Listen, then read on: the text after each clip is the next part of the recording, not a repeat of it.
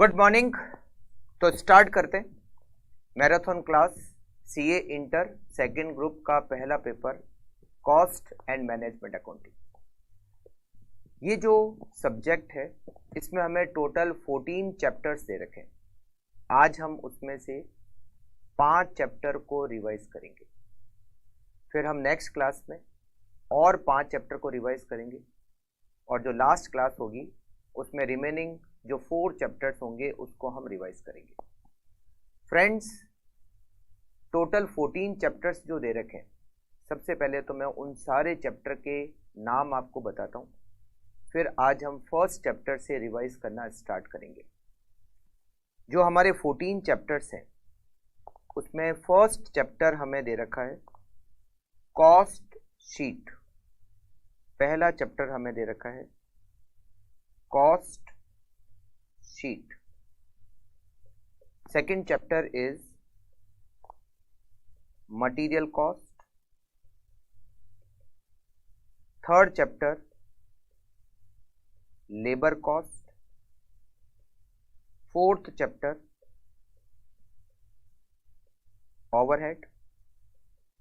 Fifth chapter activity based costing.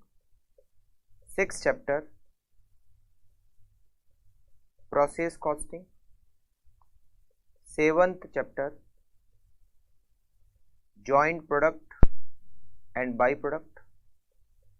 8th chapter batch costing. 9th chapter job costing. Chapter number 10th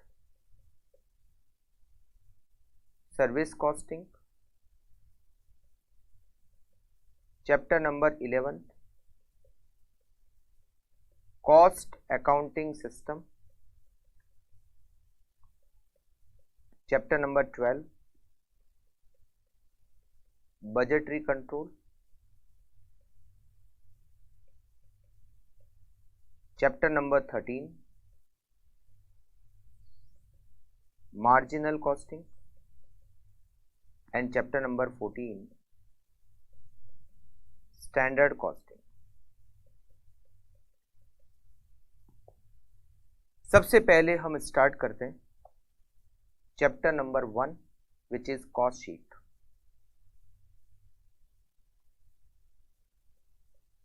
chapter number 1 cost sheet. एक manufacturing organisation, जैसे हम accounts में profit या loss को calculate करना होता है तो हम ट्रेडिंग अकाउंट प्रिपेयर करते हैं, उसके बाद P&L अकाउंट प्रिपेयर करते हैं। सेम उसी तरीके से कॉस्ट अकाउंटिंग में कॉस्ट शीट बनाई जाती है। कॉस्ट शीट का फॉर्मेट क्या है, वो सारा फॉर्मेट हम नोट कर लेते हैं। कॉस्ट शीट का format of cost sheet.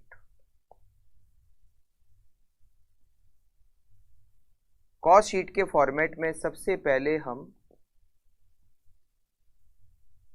Direct material की कॉस्ट को लिखते हैं, cost of direct material. Direct material consumed. फिर हम लिखते हैं डायरेक्ट वेजेज को। फिर हम लिखते हैं डायरेक्ट एक्सपेंसेस को। Direct material consumed, direct wages और डायरेक्ट एक्सपेंसेस, इन तीनों की अगर टोटल की जाए तो हमने उसको एक नाम दिया है prime cost. Direct material, direct wages और डायरेक्ट एक्सपेंसेस, इन तीनों की टोटल को हम कहते हैं प्राइम कॉस्ट। इसमें हम ऐड करते हैं फैक्ट्री ओवरहेड। फैक्ट्री ओवरहेड को वर्क्स ओवरहेड भी कह सकते हैं, प्रोडक्शन ओवरहेड भी कह सकते हैं, मैन्युफैक्चरिंग ओवरहेड भी कह सकते हैं। फैक्ट्री ओवरहेड ऐड करने से जो रिजल्ट आता है उसको कहते हैं gross factory cost.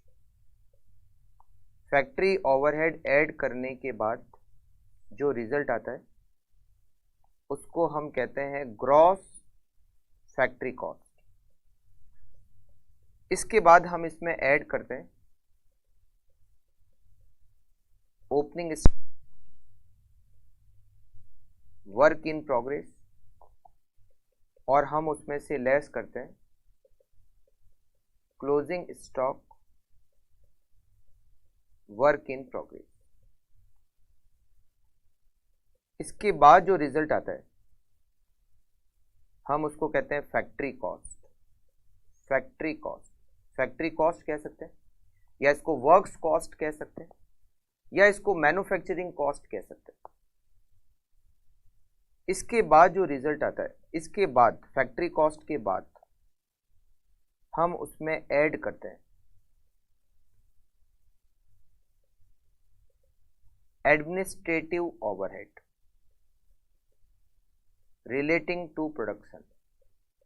Administrative overhead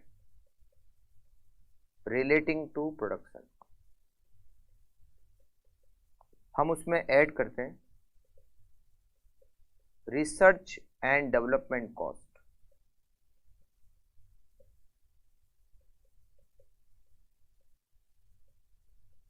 हम उसमें ऐड करते हैं क्वालिटी कंट्रोल कॉस्ट।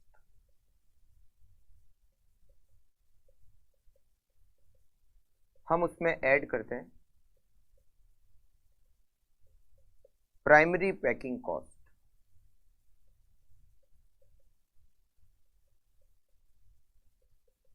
हम उसमें से लेस करते हैं, हम उसमें से लेस करते हैं रियलाइजेबल वैल्यू ऑफ स्क्रैप, या इसको कह सकते हैं बाई प्रोडक्ट। By product. इस सबके बाद जो रिजल्ट आता है हम उसको कहते हैं cost of production. Cost of production में हम ऐड करते हैं opening stock, finish goods,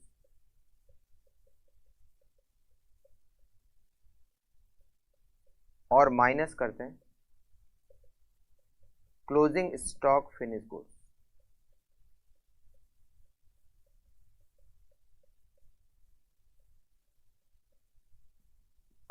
cost of production में opening stock finish goods add करते हैं, closing stock finish goods less करते हैं। जो रिजल्ट आता है हम उसको कहते हैं कॉस्ट ऑफ गुड्स सोल्ड। हम इसमें ऐड करते हैं administrative overhead general. Administrative overhead general हम उसमें ऐड करते हैं सेलिंग एंड डिस्ट्रीब्यूशन ओवरहेड।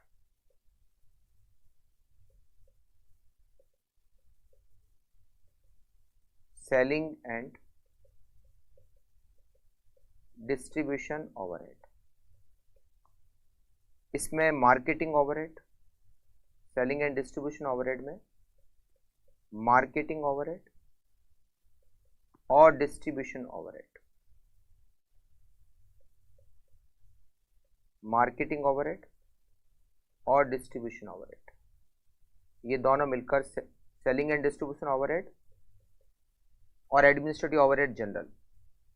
इसके बाद हमें मिल जाती है टोटल कॉस्ट। इसके बाद हमें टोटल कॉस्ट मिल जाती है। टोटल कॉस्ट, या फिर आप उसको कह सकते हो cost of sales. Total cost भी कह सकते हैं और कॉस्ट ऑफ सेल्स भी कह सकते हैं। अगर मैं सेल्स लिखूं तो डिफरेंस में मुझे या तो प्रॉफिट या फिर लॉस मिलेगा, और ये हमारा फॉर्मेट है कॉस्ट शीट का। सबसे पहले क्या लिखना होता है? डायरेक्ट मटेरियल कंज्यूम्ड, उसके बाद हमें लिखना होता है डायरेक्ट वेजेज, उसके बाद लिखना होता है डायरेक्ट एक्सपेंसेस। इन तीनों की टोटल को हम प्राइम कॉस्ट कहते हैं। उसमें ऐड करते हैं फैक्ट्री ओवरहेड को, जो रिजल्ट आता है उसको कहते हैं फैक्ट्री कॉस्ट। उसमें हम ऐड करते हैं opening stock work in progress, less करते हैं closing stock work in progress, तो जो रिजल्ट आता है उसको कहते हैं फैक्ट्री कॉस्ट। उसमें हम एडजस्टमेंट करते हैं 5। Administrative overhead relating to production add करते हैं, रिसर्च एंड डेवलपमेंट कॉस्ट को ऐड करते हैं, क्वालिटी कंट्रोल कॉस्ट को ऐड करते हैं, पैकिंग कॉस्ट प्राइमरी को ऐड करते हैं, और लेस करते हैं रियलाइजेबल वैल्यू ऑफ स्क्रैप या बाई प्रोडक्ट। जो रिजल्ट आता है उसको हम कहते हैं कॉस्ट ऑफ प्रोडक्शन। उसमें हम ऐड करते हैं opening stock finish goods, less करते हैं क्लोजिंग स्टॉक फिनिश गुड्स, तो जो रिजल्ट आता है उसको कहते हैं कॉस्ट ऑफ गुड्स सोल्ड। उसमें हम ऐड करते हैं एडमिनिस्ट्रेटिव ओवरहेड जनरल, उसमें हम ऐड करते हैं सेलिंग एंड डिस्ट्रीब्यूशन ओवरहेड, जिसमें कुछ मार्केटिंग के ओवरहेड होते हैं, कुछ डिस्ट्रीब्यूशन ओवरहेड होते हैं, ये हम ऐड करेंगे तो रिजल्ट आएगा, उसको कहते हैं कॉस्ट ऑफ सेल्स। फिर अगर सेल से इसको नेट किया जाए तो डिफरेंस को हम कहते हैं प्रॉफिट या फिर लॉस। अब इसमें हम बहुत सारे पॉइंट को डिस्कस करते हैं। सबसे फर्स्ट पॉइंट हमने कॉस्ट शीट में क्या लिखा? Direct material consumed. इसकी कैलकुलेशन कैसे होती है? Direct material consumed,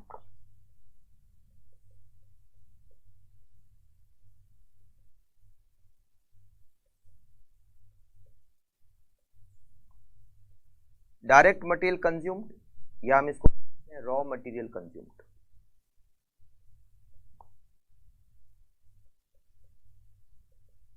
opening stock of raw material,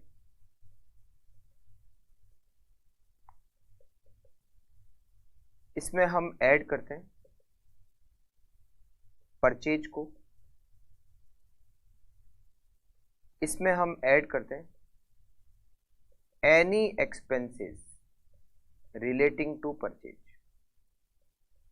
raw material को हमने परचेज किया, उससे रिलेटेड जो भी एक्सपेंडिचर लगा, जैसे फ्रेट का एक्सपेंडिचर, कार्टेज का एक्सपेंडिचर, रॉ मटेरियल परचेज किया, इन ट्रांजिट का इंश्योरेंस, जितने भी एक्सपेंडिचर होंगे वो हम यहां पर ऐड कर देंगे। फिर हम उसमें से माइनस करेंगे closing stock of raw material, और हम इसमें से माइनस करेंगे realisable value of scrap of raw material. अगर मटेरियल का स्क्रैप होता है, हमने कॉस्ट शीट में भी वैसे स्क्रैप को माइनस किया है, हमने कॉस्ट शीट में से भी स्क्रैप को माइनस किया। देखिए यहां पर कॉस्ट ऑफ प्रोडक्शन से जस्ट पहले रियलाइजेबल वैल्यू ऑफ स्क्रैप, तो ये कौन सा स्क्रैप है, और ये जो लेस हो रहा है ये कौन सा स्क्रैप है? फ्रेंड्स, स्क्रैप दो तरह के होते हैं। स्क्रैप दो तरह के होते हैं। एक होता है स्क्रैप ऑफ मटेरियल, जो रॉ मटेरियल का स्क्रैप होता है। रॉ मटेरियल के स्क्रैप को हम डिडक्ट करते हैं, deduct in the calculation of raw material consumed. जो हम रॉ मटेरियल कंज्यूम्ड कैलकुलेट करते हैं, उसकी कैलकुलेशन में स्क्रैप ऑफ मटेरियल को माइनस करते हैं। जो दूसरा स्क्रैप होता है, मतलब रॉ मटेरियल का स्क्रैप नहीं, दूसरा स्क्रैप, जैसे हम प्रोडक्शन करते हैं, प्रोडक्शन के समय जो स्क्रैप होता है उसको हम लेस करते हैं, deduct before cost of production. Cost of production से पहले डिडक्ट करते हैं। मतलब अगर रॉ मटेरियल का स्क्रैप है तो फिर यहां नहीं आएगा, कॉस्ट शीट में इधर नहीं आएगा, वो रॉ मटेरियल कंज्यूम्ड की कैलकुलेशन में ही माइनस हो जाएगा। बट अगर वो स्क्रैप रॉ मटेरियल का नहीं है तो फिर हमें उसको कॉस्ट शीट में कॉस्ट ऑफ प्रोडक्शन से जस्ट पहले माइनस करना है। दो तरह के स्क्रैप, अगर क्वेश्चन में स्पेसिफिकली लिखा हुआ हो कि स्क्रैप रॉ मटेरियल का स्क्रैप है, तब तो आपको उसको मटेरियल कंज्यूम्ड की कैलकुलेशन करते समय माइनस करना है। बट अगर मटेरियल का स्क्रैप नहीं दिया हुआ है, केवल लिखा हुआ है स्क्रैप, इसका मतलब है वो अदर स्क्रैप है, तो उस स्क्रैप को हमें कॉस्ट शीट में माइनस करना है। कब माइनस करना है? कॉस्ट ऑफ प्रोडक्शन से जस्ट पहले। अगर क्वेश्चन में स्क्रैप के बारे में कुछ नहीं लिखा हुआ हो तो ये अदर स्क्रैप ही माना जाएगा। रॉ मटेरियल का स्क्रैप तभी माना जाएगा जब क्वेश्चन में स्पेसिफिकली दे रखा है कि it is scrap of material. Correct? तो ये हमारा पहला एक्सपेंडिचर हो गया, डायरेक्ट मटेरियल कंज्यूम्ड। उसके बाद में डायरेक्ट वेजेज, जो भी डायरेक्ट वेजेज है उसको हमें लिखना है। डायरेक्ट एक्सपेंसेस, डायरेक्ट एक्सपेंसेस क्या होते हैं? डायरेक्ट एक्सपेंसेस का मतलब क्या है? डायरेक्ट एक्सपेंसेस में एक तो हम इंक्लूड करते हैं रॉयल्टी को। अगर रॉयल्टी का खर्चा दे रखा है, royalty expenditure is direct expenses. और अगर कोई specific expenditure for a specific job, अगर किसी स्पेसिफिक जॉब के लिए कोई स्पेसिफिक एक्सपेंसेस हमने किया है तो वो एक्सपेंसेस भी डायरेक्ट एक्सपेंसेस होगा। Royalty is a direct expenses. और अगर हमने किसी स्पेसिफिक जॉब के लिए कोई स्पेसिफिक एक्सपेंसेस किया है तो वो एक्सपेंसेस भी डायरेक्ट एक्सपेंसेस माना जाएगा। करेक्ट? तो ये हमारा प्राइम कॉस्ट तक कवर हो गया। अब इसके बाद में फैक्ट्री ओवरहेड। अच्छा, फैक्ट्री ओवरहेड को मैन्युफैक्चरिंग ओवरहेड भी कह सकते हैं। Factory overhead is also known as manufacturing overhead. हम उसको वर्क्स ओवरहेड भी कह सकते हैं, हम उसको प्रोडक्शन ओवरहेड भी कह सकते हैं। Factory overhead. अच्छा, फैक्ट्री ओवरहेड क्या होते हैं? प्लांट एंड मशीनरी से रिलेटेड जो भी एक्सपेंसेस होते हैं वो फैक्ट्री ओवरहेड। फैक्ट्री बिल्डिंग से रिलेटेड जो भी एक्सपेंडिचर होते हैं वो भी फैक्ट्री ओवरहेड। फैक्ट्री के जितने भी एक्सपेंडिचर होते हैं, फैक्ट्री वो जगह होती है जहां पर हम रॉ मटेरियल को फिनिश गुड्स में कन्वर्ट करते हैं।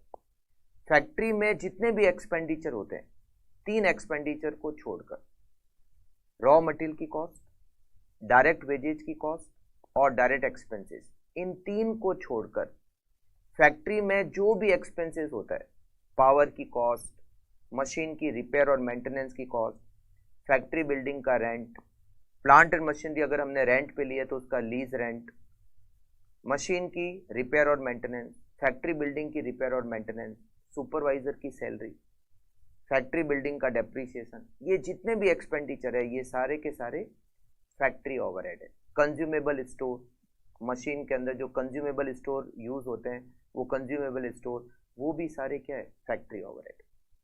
तो फैक्ट्री ओवरहेड को हम इसके बाद में ऐड करते हैं।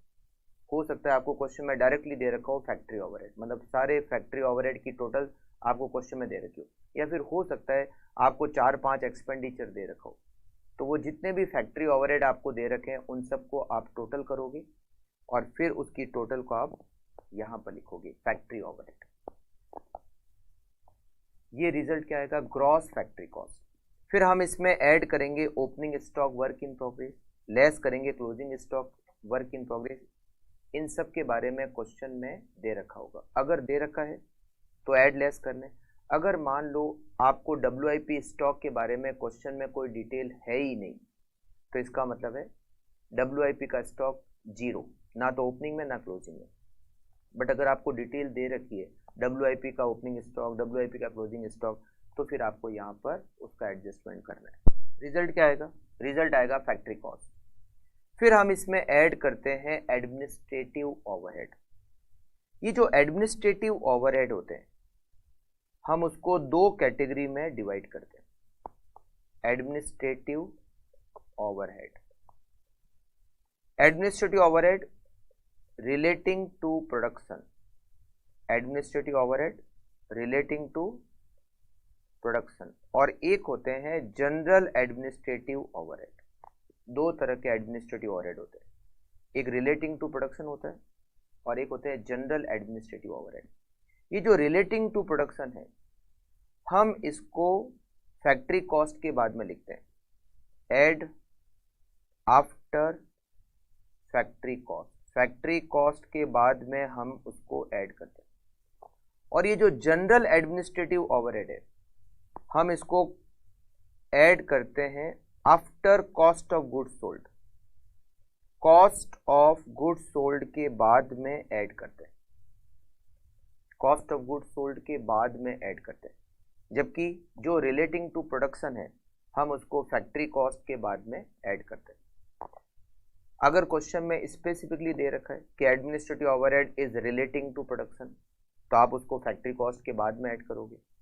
अगर क्वेश्चन में स्पेसिफिकली दे रखा है it is general administrative overhead, तो आप उसको कॉस्ट ऑफ गुड्स सोल्ड के बाद ऐड करोगे। बट अगर क्वेश्चन साइलेंट है, कुछ भी नहीं बताया कि वो रिलेटिंग टू प्रोडक्शन है या जनरल एडमिनिस्ट्रेटिव ओवरहेड है, ऐसा कुछ नहीं लिखा हुआ है, केवल दे रखा है administrative overhead for example ₹2 lakh, तो फिर हम उसको क्या करेंगे? तो अगर एडमिनिस्ट्रेटिव ओवरहेड के बारे में कुछ भी नहीं दे रखा है तो हम ये एज्यूम कर सकते हैं कि administrative overhead is relating to production. हम उसको जनरल एडमिनिस्ट्रेटिव ओवरहेड एज्यूम नहीं करेंगे। हम क्या एज्यूम करेंगे कि जो एडमिनिस्ट्रेटिव ओवरहेड है it is relating to production, और हमें इसको कहाँ ऐड करना है? फैक्ट्री कॉस्ट के बाद ऐड करना है। और कॉस्ट शीट पूरी कंप्लीट होने के बाद आपको वहां पर एजम्पशन लिखनी है, we assumed that administrative overhead is relating to production. अगर क्वेश्चन साइलेंट है तो आप एडमिनिस्ट्रेटिव ओवरहेड को क्या मानोगे? It is relating to production. ठीक है, तो ये हमारा पॉइंट क्लियर हो गया, administrative overhead relating to production. Research and development cost अगर दे रखी है तो आपको लिखना है, क्वालिटी कंट्रोल कॉस्ट अगर दे रखी है तो लिखना है। Now next point is packing cost. Packing cost 2 तरह की होती है। Packing cost are of 2, one is primary packing cost and another is secondary packing cost. Primary packing cost and secondary packing cost. ये जो प्राइमरी पैकिंग कॉस्ट होती है हम इस पैकिंग कॉस्ट को ऐड करते हैं after factory cost. After factory cost, factory cost के बाद में ऐड करते हैं। बट जो सेकेंडरी पैकिंग कॉस्ट होती है it is part of distribution overhead। ये डिस्ट्रीब्यूशन ओवरहेड का पार्ट होती है। सेकेंडरी पैकिंग कॉस्ट जो ट्रांसपोर्ट में हेल्प करने के लिए पैकिंग कॉस्ट जो लगती है वो सेकेंडरी पैकिंग कॉस्ट होती है। तो प्राइमरी पैकिंग कॉस्ट तो फैक्ट्री कॉस्ट के बाद में ऐड होती है, बट जो सेकेंडरी पैकिंग कॉस्ट होती है it is included in distribution cost, उसको हम डिस्ट्रीब्यूशन कॉस्ट में ऐड कर देते हैं। क्वेश्चन में दे रखा होगा पैकिंग कॉस्ट के लिए कि ये प्राइमरी है या सेकेंडरी। अगर प्राइमरी है तो फैक्ट्री कॉस्ट के बाद ऐड करोगे, अगर सेकेंडरी है तो कॉस्ट ऑफ गुड्स सोल्ड के बाद ऐड करोगे। कॉस्ट ऑफ गुड्स सोल्ड के बाद हम सेलिंग एंड डिस्ट्रीब्यूशन ओवरहेड को लिखते हैं, तो सेलिंग एंड डिस्ट्रीब्यूशन का पार्ट है ये जो सेकेंडरी पैकिंग कॉस्ट है। ठीक है, तो पैकिंग कॉस्ट प्राइमरी और सेकेंडरी, ये हो गया पैकिंग कॉस्ट। फिर स्क्रैप के बारे में मैंने आपको बता ही दिया था कि स्क्रैप की जो रियलाइजेबल वैल्यू होती है, बाई प्रोडक्ट की जो रियलाइजेबल वैल्यू होती है, हम इसको माइनस करेंगे और फिर जो रिजल्ट आएगा उसको कहते हैं कॉस्ट ऑफ प्रोडक्शन।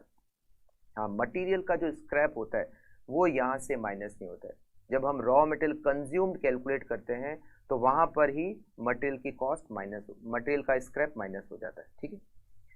फिर हम इसमें ऐड करते हैं ओपनिंग स्टॉक फिनिश गुड्स, आपको वैल्यू दे रखी होगी। Closing stock of finish goods, generally closing stock of finish goods का वैल्यूएशन नहीं दिया हुआ होता, हमें वैल्यूएशन करना पड़ता है। अगर वैल्यूएशन दिया हुआ है तो सीधी वैल्यूएशन लिख दो, बट अगर closing stock of finish goods का वैल्यूएशन नहीं दिया हुआ है तो आप वैल्यूएशन कैसे करोगे? Valuation of closing finish goods stock, valuation of closing finish goods stock, इसका वैल्यूएशन कैसे करते हैं? ओपनिंग फिनिश गुड्स स्टॉक का वैल्यूएशन तो दे रखा होगा, मगर क्लोजिंग फिनिश गुड्स का स्टॉक अगर दे रखा है तो डायरेक्टली लिख दो वैल्यूएशन जितना दे रखा है। और अगर क्वेश्चन में डायरेक्टली वैल्यूएशन नहीं दिया हुआ है तो आप इसका वैल्यूएशन कैसे करोगे? Cost of production, cost of production divided by production unit multiply by closing finish goods stock unit. कैसे? फॉर एग्जांपल, मान लो आपकी कॉस्ट ऑफ प्रोडक्शन, आपकी जो कॉस्ट ऑफ प्रोडक्शन है वो 50 लाख रुपीज है। आपकी जो प्रोडक्शन यूनिट है, प्रोडक्शन की यूनिट मान लेते हैं वो 10,000 यूनिट है, और आपका जो क्लोजिंग फिनिश गुड्स स्टॉक की यूनिट है मान लेते हैं वो 2000 यूनिट है। तो 2000 यूनिट का वैल्यूएशन कैसे करेंगे? Cost of production 50 lakh, production की unit 10,000 multiply by closing finish goods stock की unit 2000 equals to ₹10 lakh. Closing finish goods stock का वैल्यूएशन हो गया 10 लाख रुपीज। आप कॉस्ट शीट में क्या लिखोगे? 10 लाख रुपीज। तो अगर क्लोजिंग स्टॉक फिनिश गुड्स का वैल्यूएशन दे रखा है तब तो आप डायरेक्टली वैल्यूएशन लिख दो, बट अगर क्वांटिटी पता है वैल्यूएशन नहीं दिया हुआ है तो इस तरीके से हम closing finish goods stock unit का वैल्यूएशन करेंगे, ठीक है। अच्छा, एक पॉइंट और इसमें और आता है, ये प्रोडक्शन की यूनिट, प्रोडक्शन की यूनिट कैसे कैलकुलेट होती है? प्रोडक्शन की यूनिट कैसे कैलकुलेट होती है? तो देखो मैं आपको बताता हूँ। ओपनिंग फिनिश गुड्स स्टॉक की unit, opening finish goods stock unit, इसमें ऐड होता है प्रोडक्शन की यूनिट, इसमें ऐड होती है प्रोडक्शन की यूनिट, इसमें से लेस होता है यूनिट्स सोल्ड, तो रिजल्ट आता है क्लोजिंग फिनिश गुड्स स्टॉक की unit, closing finish goods stock की यूनिट। ये जो 4 पॉइंट है इसमें से कोई भी 3 पॉइंट हो सकता है आपको दिए हुए, तो आपको एक पॉइंट बैलेंसिंग फिगर कैलकुलेट करना पड़ सकता है। जैसे फॉर एग्जांपल, आपको ओपनिंग स्टॉक फिनिश गुड्स की यूनिट दे रखी है, आपको यूनिट सोल्ड दे रखी है, और आपको closing finish goods stock unit भी दे रखी है। तो क्या आप प्रोडक्शन की यूनिट निकाल सकते हो? बिल्कुल निकाल सकते हैं। इसको बैलेंसिंग फिगर निकाल लो। कैसे? जो क्लोजिंग स्टॉक फिनिश गुड्स है उसकी यूनिट में ऐड करो यूनिट सोल्ड और लेस करो opening finish goods stock unit, तो आपको क्या होगा? आपको प्रोडक्शन की यूनिट बैलेंसिंग फिगर मिल जाएगी। या फिर ये भी हो सकता है क्वेश्चन में कि आपको opening finish goods stock unit दे रखी है, आपको प्रोडक्शन की यूनिट दे रखी है और आपको सेल्स यूनिट दे रखी है, तो आप closing finish goods stock unit balancing figure निकाल सकते हो। समझा? मतलब ये जो भी 4 टोटल पॉइंट दे रखे, इन 4 में से अगर आपको कोई 3 तो आप 4th को बैलेंसिंग फिगर निकाल सकते हो, ठीक है। चलिए, ये हो गया हमारा क्लोजिंग स्टॉक का वैल्यूएशन, और यहां तक भी हम पहुंच गए, कॉस्ट ऑफ गुड्स सोल्ड तक पहुंच गए। अब एडमिनिस्ट्रेटिव ओवरहेड मैंने आपको बताया था 2 तरह के होते हैं, रिलेटिंग टू प्रोडक्शन और जनरल। अगर जनरल एडमिनिस्ट्रेटिव ओवरहेड है तो वो यहाँ पर ऐड होंगे।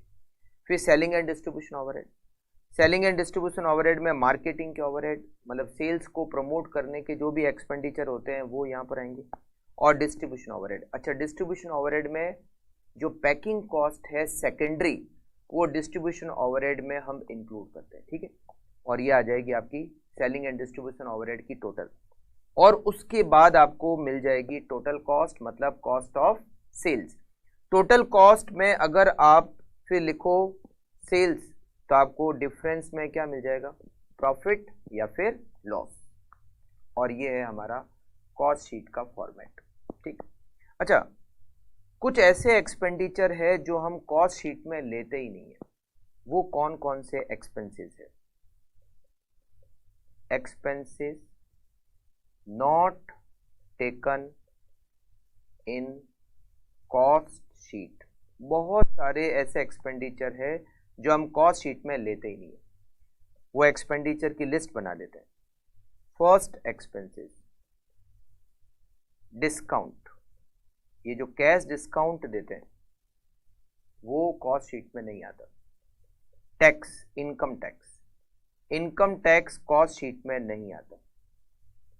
इंटरेस्ट, इंटरेस्ट चाहे लॉन्ग टर्म लोन हो चाहे शॉर्ट टर्म लोन हो, उसका जितना भी इंटरेस्ट है वो इंटरेस्ट कॉस्ट शीट में नहीं आता।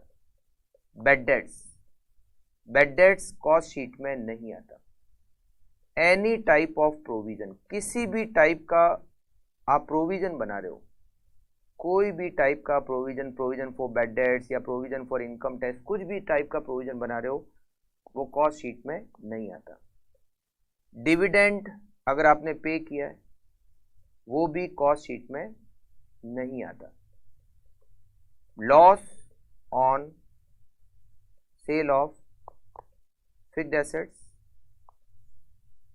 और इन्वेस्टमेंट, इन्वेस्टमेंट को आपने सेल किया, फिक्स्ड एसेट्स को आपने सेल किया, तो उसका जो लॉस होता है, अगर आपने सेल किया और उस पर लॉस हो रहा है, वो लॉस कॉस्ट शीट पे नहीं आता। ट्रांसफर टू रिजर्व, अगर आपने कुछ प्रॉफिट रिजर्व में ट्रांसफर किया है वो भी कॉस्ट शीट में नहीं आता।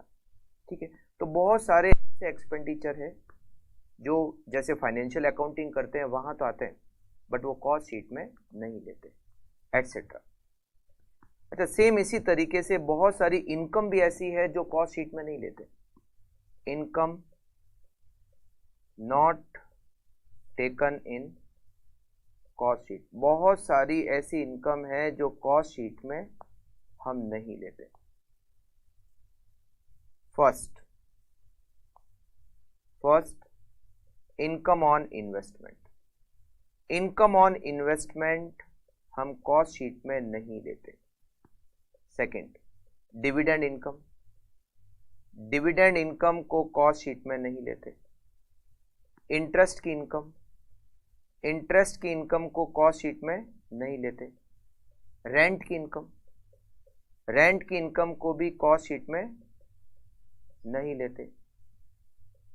Profit on sale of fixed assets, profit on sale of fixed assets and investment, fixed assets और इन्वेस्टमेंट को सेल करने से अगर प्रॉफिट होता है तो वो प्रॉफिट भी कॉस्ट शीट में नहीं लेते, एटसेट्रा। तो बहुत सारे इनकम, बहुत सारे एक्सपेंसेस ऐसे हैं जो हम कॉस्ट शीट में इंक्लूड नहीं करते। खर्चे, कुछ खर्चे ऐसे हैं जो कॉस्ट शीट में नहीं आते, कुछ इनकम ऐसी है जो कॉस्ट शीट में नहीं आती। तो जनरली क्वेश्चन आता है जिसमें बहुत सारी डिटेल दे रखी होती है और आपको कॉस्ट शीट बनानी होती है। तो आई थिंक बहुत इजी है, इस तरीके से, इस फॉर्मेट से आप कॉस्ट शीट बना सकते हो। तो जो पॉइंट आपको ध्यान रखना है इसमें, एक तो रॉ मटेरियल कंज्यूम्ड कैसे कैलकुलेट करते हैं इसके बारे में आपको थोड़ा ध्यान रखना पड़ेगा।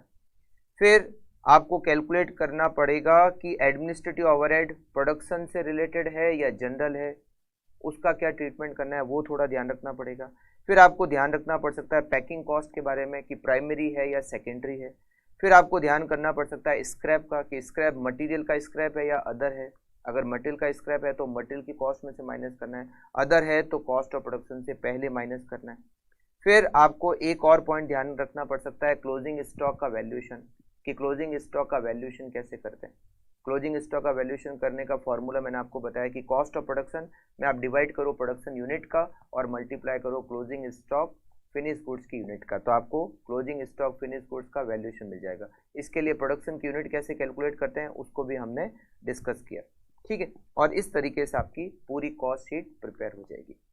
अच्छा, यहाँ पर यहाँ पर इसमें कॉस्ट शीट प्रिपेयर करने के बाद आपको यहाँ पर ये ध्यान रखना है कि कौन कौन से एक्सपेंसेस और कौन कौन सी इनकम को हमें कॉस्ट शीट में नहीं लेना है। ये सब ध्यान रखकर हम आराम से कॉस्ट शीट को प्रिपेयर कर सकते हैं। ठीक है, तो ये हमारा पहला चैप्टर हो गया और वो चैप्टर है कॉस्ट शीट का चैप्टर। चलिए अब हम रिवाइज करते हैं सेकेंड चैप्टर और वो है मटेरियल कॉस्ट। मटेरियल कॉस्ट के चैप्टर को रिवाइज करते हैं। मटेरियल कॉस्ट,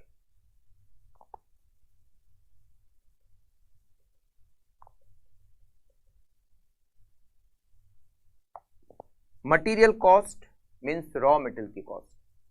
मटेरियल कॉस्ट को कैसे कंट्रोल करें, मटेरियल की कॉस्ट को कैसे कैलकुलेट करें। कंट्रोल और कैलकुलेट करने के लिए हमें कुछ टेक्निक्स दे रखी है। पहली टेक्निक का नाम है different type of stock level. पहली टेक्निक का नाम है different type of stock level. दूसरी टेक्निक का नाम है EOQ। तीसरी टेक्निक का नाम है ABC एनालिसिस। फोर्थ टेक्निक का नाम है turnover ratio.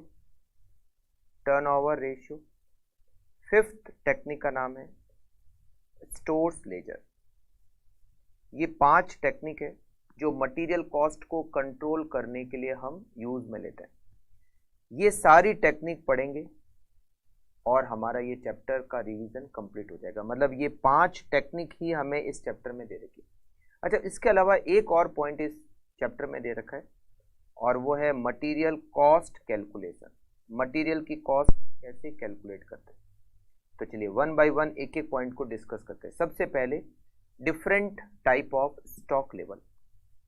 Different type of stock level, different types of stock level. Total 5 तरह के स्टॉक लेवल होते हैं। पहला stock level, it is reorder level. पहला स्टॉक लेवल रीऑर्डर लेवल। ये वो स्टॉक लेवल है जहां पर हमें नया ऑर्डर प्लेस करना है। मतलब हमें नया ऑर्डर कब प्लेस करना है, क्या पूरा स्टॉक खत्म होने के बाद नया ऑर्डर प्लेस करना है या उससे पहले। तो बिल्कुल पूरा स्टॉक खत्म होने के बाद हमें नया ऑर्डर प्लेस नहीं करना है, उससे पहले प्लेस करना है। तो पहले कब, वो जो स्टॉक की क्वांटिटी जहां पर हम नया ऑर्डर प्लेस करते हैं, हम उस स्टॉक की क्वांटिटी को कहते हैं रीऑर्डर लेवल। रीऑर्डर लेवल को कैलकुलेट करने के लिए हमारे पास 2 फॉर्मूले। First formula, if safety stock level given. अगर हमें क्वेश्चन में सेफ्टी स्टॉक दे रखा हो,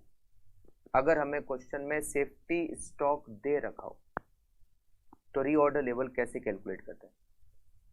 average consumption rate multiply by average reorder period. Short में लिख रहा हूं मैं ROP, मतलब reorder period. Average consumption rate into average reorder period plus safety stock. Average consumption rate into average reorder period plus safety stock. Reorder period का मतलब होता है कि जब हम ऑर्डर प्लेस करते हैं तो हमें मटेरियल कितने टाइम में रिसीव होता है। जैसे आज मैंने ऑर्डर प्लेस किया और मुझे मटेरियल 4 दिन बाद मिला, तो ये जो 4 डेज है इट इज रीऑर्डर पीरियड। तो average consumption rate multiply by average reorder period, उसमें हमें ऐड करना है safety stock. Result is reorder level. इसको रीऑर्डर लेवल भी कहते हैं और बहुत बार इसको रीऑर्डर पॉइंट भी कहते हैं। रीऑर्डर पॉइंट, या इसको बहुत बार ऑर्डर पॉइंट भी कहते हैं, केवल ऑर्डर पॉइंट। इन सब का मतलब एक ही है, रीऑर्डर लेवल। तो रीऑर्डर लेवल चाहे रीऑर्डर पॉइंट या चाहे केवल ऑर्डर पॉइंट, एक ही बात है।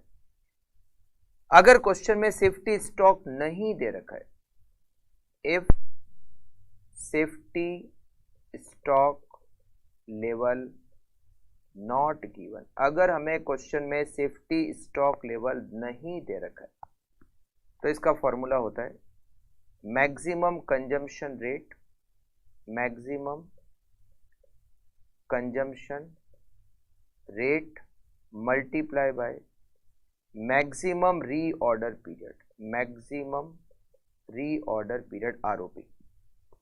अगर क्वेश्चन में सेफ्टी स्टॉक लेवल नहीं दे रखा है तो maximum consumption rate into maximum reorder period, और अगर क्वेश्चन में सेफ्टी स्टॉक लेवल दे रखा है तो average consumption rate into average reorder period plus safety stock.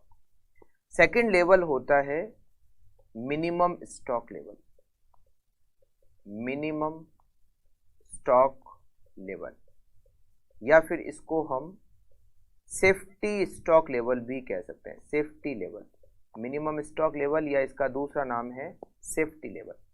इसको कैलकुलेट करने का फॉर्मूला है reorder level, reorder level minus average consumption rate multiply by average reorder period, average reorder period ROP। Reorder level minus average consumption rate into average reorder period, it is minimum level, या फिर इसको कह सकते हैं safety stock level. तीसरा stock level है maximum stock level, maximum stock level. Maximum stock level का मतलब है ज्यादा से ज्यादा स्टॉक की क्वांटिटी क्या हो सकती है, हम उसको कहते हैं मैक्सिमम स्टॉक लेवल। इसको कैलकुलेट करने का फॉर्मूला है ROQ plus ROL minus minimum consumption rate, minimum consumption rate multiply by minimum reorder period, minimum reorder period. ROQ का मतलब होता है EOQ। जब हम सेकंड टेक्निक पढ़ते हैं उसका नाम है EOQ। EOQ और ROQ सेम है। अगर क्वेश्चन में ROQ दे रखा है तो ठीक, अगर ROQ नहीं दे रखा है तो पहले आपको EOQ कैलकुलेट करना पड़ेगा, और EOQ को ही हम क्या मानते हैं ROQ, फिर आपको मैक्सिमम स्टॉक लेवल कैलकुलेट करना पड़ेगा। तो ROQ plus ROL reorder level minus minimum consumption rate multiply by minimum reorder period. ये जो कंजम्पशन की रेट होती है ना, ये कंजम्पशन की रेट तीन तरह की होती है। कंजम्पशन रेट, कंजम्पशन रेट तीन तरह की होती है, एक होती है मिनिमम, एक होती है एवरेज और एक होती है मैक्सिमम। कंजम्पशन की तीन रेटें होती है, मिनिमम, एवरेज और मैक्सिमम। और रीऑर्डर पीरियड, रीऑर्डर पीरियड भी तीन होता है, minimum reorder period, average reorder period और मैक्सिमम रीऑर्डर पीरियड। बट अगर मान लो किसी क्वेश्चन में रीऑर्डर पीरियड केवल एक ही दे रखा है, फॉर एग्जांपल दे रखा है reorder period equals to 10 days, अब ये नहीं दे रखा है कि ये मिनिमम है या एवरेज है या मैक्सिमम है, तो फिर हम ये एज्यूम कर सकते हैं कि जो दे रखा है वो ही मिनिमम है, वो ही एवरेज है और वो ही मैक्सिमम है। अगर अलग अलग नहीं दिए हुए हैं, एक ही दिया हुआ है, तो फिर तीनों के तीनों उसी को मान लेंगे, मिनिमम, एवरेज और मैक्सिमम। सेम इसी तरह से कंजम्पशन रेट की भी मिनिमम, एवरेज और मैक्सिमम अगर अलग अलग नहीं दे रखी है तो जो दे रखी है वो ही मिनिमम, वही एवरेज, वही मैक्सिमम। ठीक है, ओके। तो यहां पर maximum stock level equals to ROQ plus ROL minus minimum consumption rate multiply by minimum reorder period. Next हमारा स्टॉक लेवल आता है average stock level, average stock level. Average stock level को calculate करने के लिए हमारे पास दो फॉर्मूले, आप एग्जाम में दोनों में से किसी एक फॉर्मूले का यूज कर सकते हो, कोई भी एक फॉर्मूला आपको लगाना है। एक फॉर्मूला तो है minimum level plus maximum level divided by 2, minimum level plus maximum level divided by 2। और एक और फॉर्मूला है, एक और फॉर्मूला है minimum level, minimum level plus 1/2 ROQ, minimum level plus 1/2 ROQ। तो दो फॉर्मूले, आप दोनों में से कोई एक फॉर्मूला अप्लाई कर सकते हो। हो सकता है दोनों का आंसर अलग है, बट आपको एक ही अप्लाई करना है और कोई भी एक अप्लाई कर सकते हो। फिर एक और स्टॉक लेवल आपको दे रखा है और वो आपको दे रखा है danger stock level. Danger stock level, 5 stock level होते हैं। Danger stock level, danger stock level कैसे कैलकुलेट होता है? Danger stock level equals to average consumption rate, average consumption rate multiply by reorder period for emergency purchase. Reorder period for emergency purchase, ये जो reorder period for emergency purchase है ये आपको question में दे रखा होगा। वैसे भी अगर ये दे रखा है इसका मतलब है डेंजर लेवल कैलकुलेट करना होगा, तभी reorder period for emergency purchase specifically अलग से क्वेश्चन में दे रखा होता है। तो अगर इसको reorder period for emergency purchase को एवरेज कंजम्पशन रेट से मल्टीप्लाई करेंगे तो हमें क्या मिलेगा? Danger stock level. तो टोटल 5 तरह के स्टॉक लेवल होते हैं। एक होता है रीऑर्डर लेवल, दूसरा होता है मिनिमम लेवल, तीसरा होता है मैक्सिमम लेवल, चौथा होता है एवरेज लेवल और fifth is danger level. Minimum reorder level का फॉर्मूला क्या हो गया? रीऑर्डर लेवल अगर सेफ्टी स्टॉक लेवल दे रखा है तो फॉर्मूला होता है average consumption rate multiply by average reorder period plus safety stock. अगर सेफ्टी स्टॉक लेवल नहीं दे रखा है तो फॉर्मूला होता है maximum consumption rate multiply by maximum reorder period. दूसरा स्टॉक लेवल होता है मिनिमम स्टॉक लेवल, जिसको आप सेफ्टी स्टॉक लेवल भी कह सकते हो। उसका फॉर्मूला है reorder level minus average consumption rate multiply by average reorder period. तीसरा स्टॉक लेवल होता है मैक्सिमम स्टॉक लेवल, जिसका फॉर्मूला होता है ROQ plus ROL minus minimum consumption rate multiply by minimum reorder period. Fourth stock level होता है average stock level, जिसके दो फॉर्मूले। पहला फॉर्मूला है minimum stock level plus maximum stock level divided by 2 और दूसरा फॉर्मूला है minimum stock level plus 1/2 ROQ। आप कोई भी एक फॉर्मूले का यूज कर सकते हो। फिफ्थ है डेंजर स्टॉक लेवल, जिसका फॉर्मूला होता है average consumption rate multiply by reorder period for emergency purchase. तो ये 5 टोटल स्टॉक लेवल हमें दे रखे। अच्छा, इसके बाद में आते हैं सेकंड टेक्निक। मैंने आपको टोटल 5 टेक्निक पढ़े। फर्स्ट टेक्निक हम कंप्लीट कर चुके हैं, स्टॉक लेवल। अब रिवाइज करते हैं second technique which is EOQ, economic order quantity. इस चैप्टर का सबसे इंपॉर्टेंट जो पार्ट है वो इकोनॉमिक ऑर्डर क्वांटिटी का है। एग्जाम में सबसे ज्यादा जो क्वेश्चन बनते हैं वो EOQ के बनते हैं। EOQ, इकोनॉमिक ऑर्डर क्वांटिटी, वो स्टॉक क्वांटिटी जहां पर हमारी जो टोटल कॉस्ट है वो मिनिमम आती है, वो स्टॉक लेवल जहां पर हमारी टोटल कॉस्ट मिनिमम आती है। EOQ को कैलकुलेट करने का फॉर्मूला है √2AB डिवाइडेड बाय C। इसमें A का मतलब होता है annual requirement of raw material, annual requirement of raw material. A का मतलब होता है annual requirement of raw material.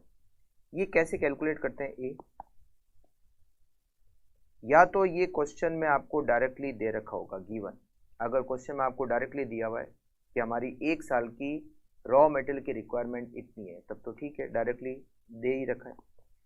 या फिर दूसरा तरीका है हमें एनुअल प्रोडक्शन दे रखा हो, हमें एनुअल प्रोडक्शन दे रखा हो और हम उसको मल्टीप्लाई कर लें raw material required per unit.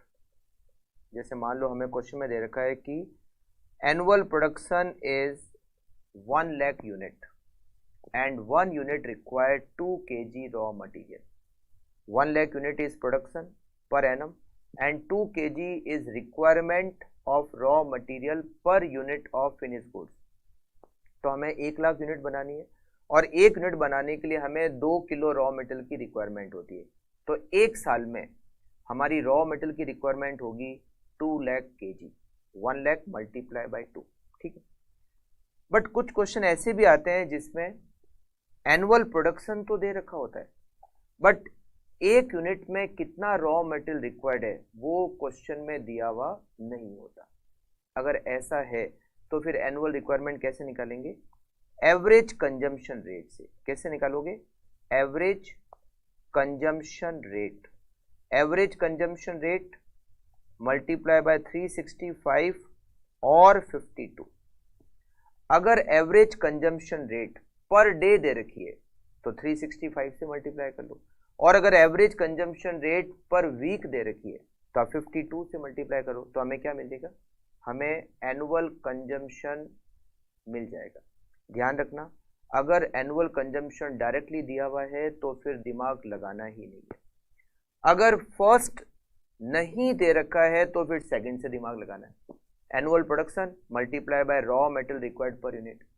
अगर मान लो सेकंड की डिटेल भी अधूरी है, एक डिटेल ही है, दूसरी डिटेल नहीं है, या दोनों ही डिटेल नहीं है, तो फिर आप थर्ड पॉइंट का यूज करोगे, average consumption rate multiply bye 365 या मल्टीप्लाई बाय 52, और इस तरह से हम क्या निकालेंगे?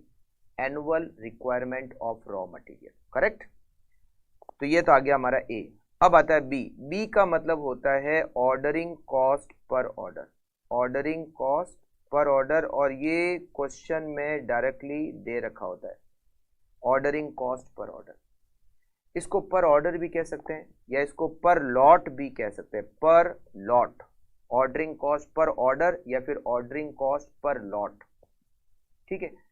अगर आपको क्वेश्चन में दो या दो से ज्यादा एक्सपेंसेस दे रखे हैं और वो दोनों या जो भी खर्चे दे रखे हैं वो सब पर लॉट दिए हुए, तो जितने भी खर्चे पर ऑर्डर या पर लॉट दिए हुए उन सबको ऐड कर दो, वो हमें क्या मिलेगी? Ordering cost per order. जैसे मान लो ऐसा दिया हुआ है कि इंस्पेक्शन कॉस्ट पर ऑर्डर ₹200। फिर आपको दे रखा है फ्रेट चार्जेज पर order ₹100। Material handling cost per order ₹200। तो ये जो तीन एक्सपेंडिचर है तीनों पर ऑर्डर दिए हुए, तो ऐड कर लो 500। तो 500 क्या हो गया? B, ordering cost per order. अगर आपको पर ऑर्डर कुछ खर्चे दे रखे हैं तो सबको ऐड करो, तो हमें क्या मिलेगी? Ordering cost per order. But ज्यादातर क्वेश्चन में ऑर्डरिंग कॉस्ट पर ऑर्डर एक ही दे रखी होती है, तो इजी है, फिर वो आपकी क्या हो गया? ऑर्डरिंग कॉस्ट पर ऑर्डर मतलब बी हो गया। ठीक है? अब इसके बाद में हम लेते हैं नेक्स्ट पॉइंट, और वो लेते हैं सी। सी का मतलब होता है carrying cost per unit per annum. देखो ये हो गया, ए हो गया, बी हो गया, अब लेते हैं सी। सी का मतलब क्या होता है? सी का मतलब होता है carrying cost per unit per annum. इसको कैरिंग कॉस्ट भी कहते हैं, या फिर इसको स्टोरेज कॉस्ट भी कहते हैं, या फिर इसको होल्डिंग कॉस्ट भी कहते हैं। कैरिंग कॉस्ट या इसका एक और नाम है स्टोरेज कॉस्ट, या फिर इसका एक और नाम है, इसको होल्डिंग कॉस्ट भी कहते हैं। होल्डिंग कॉस्ट सबका एक ही मतलब है। ठीक है? अच्छा, carrying cost per unit per annum कैसे निकालते हैं? या तो आपको क्वेश्चन में वो डायरेक्टली दे रखी होगी कि हमारी जो कैरिंग कॉस्ट है per unit per annum 10 rupees, right? या फिर ऐसे दे सकते हो carrying cost per unit per month 2 rupees. अगर ऐसा दे रखो carrying cost per unit per month 2 रुपए, तो पर एनम कितने हो जाएंगे? 2 मल्टीप्लाई बाय 12 24, राइट? या फिर आपको कैरिंग कॉस्ट के परसेंटेज दिए हुए हो सकते हैं। ज्यादातर क्वेश्चन में कैरिंग कॉस्ट परसेंटेज दिए हुए होते हैं, तो आप क्या करोगे? जो परचेज प्राइस है, जो हमारी परचेज प्राइस है रॉ मटेरियल की, उसको परसेंटेज ऑफ कैरिंग कॉस्ट से मल्टीप्लाई करोगे। फॉर एग्जाम्पल आपको दे रखा है कि हमारी जो परचेज प्राइस है रॉ मटेरियल की वो है 50 rupees. Raw material purchase price equals to ₹50 per KG, और हमारी जो कैरिंग कॉस्ट है वो 10% है। तो आपकी carrying cost per kg per annum 5 rupees हो गई। 50 परचेज प्राइस और कैरिंग कॉस्ट के परसेंटेज 10%, 50 का 10% 5 rupees. It is see, right? तो इस तरह से भी कैलकुलेट करना आपके आ सकता है। ज़्यादातर वैसे क्वेश्चन में जो दिए हुए होते हैं वो कैरिंग कॉस्ट परसेंटेज में दी हुई होती है। तो ये हमारी ए बी सी की कैलकुलेशन हो गई और इससे हमें क्या मिल जाएगा, इससे हमें EOQ मिल जाएगा, इकोनॉमिक ऑर्डर क्वांटिटी। अच्छा, इसमें एक पॉइंट और आता है और वो कैलकुलेट करना आता है total annual inventory cost. Total annual inventory cost. Total annual inventory cost का मतलब क्या होता है? टोटल एनुअल इन्वेंट्री कॉस्ट में 3 एक्सपेंसेस को हम इंक्लूड करते हैं। First purchase cost, second ordering cost और third carrying cost. Annual purchase cost, annual ordering cost और annual carrying cost equals to total annual inventory cost. Purchase cost कैसे निकालते हैं? एक साल में कितना रॉ मटेरियल परचेज करना है, multiply by purchase price, multiply by purchase price, it is purchase cost, annual purchase cost. फिर ऑर्डरिंग कॉस्ट पर एनम कैसे कैलकुलेट करते हैं? Ordering cost per annum calculate करने का फॉर्मूला होता है A divided by EOQ multiply by B। A divided by EOQ multiply by B, it is annual ordering cost. अच्छा, carrying cost कैसे calculate करते हैं? कैरिंग कॉस्ट एनुअल कैसे calculate करते हैं? EOQ divided by 2 multiply by C। EOQ divided by 2 multiply by C, it is annual carrying cost. और इन तीनों को अगर ऐड कर दें तो ये हमें क्या मिल जाएगी? Total annual inventory cost. क्या मिल जाएगी? Total annual inventory cost. तो क्वेश्चन में जनरली क्या आता है? आप EOQ कैलकुलेट करो, और क्या आता है? Total annual inventory cost calculate करो। एक इसमें और पॉइंट आता है, जैसे मान लो फॉर एग्जांपल एक कंपनी की annual requirement of raw material दे रखी है, suppose 50,000। Annual requirement of raw material is 50,000। हमने EOQ कैलकुलेट किया, EOQ कैलकुलेट किया, सपोज EOQ हमारा है 10,000 kg। 50,000 kg is annual requirement, EOQ is 10,000 kg। मतलब हम 50,000 किलो एक साल में परचेज करेंगे। और कैसे परचेज करेंगे?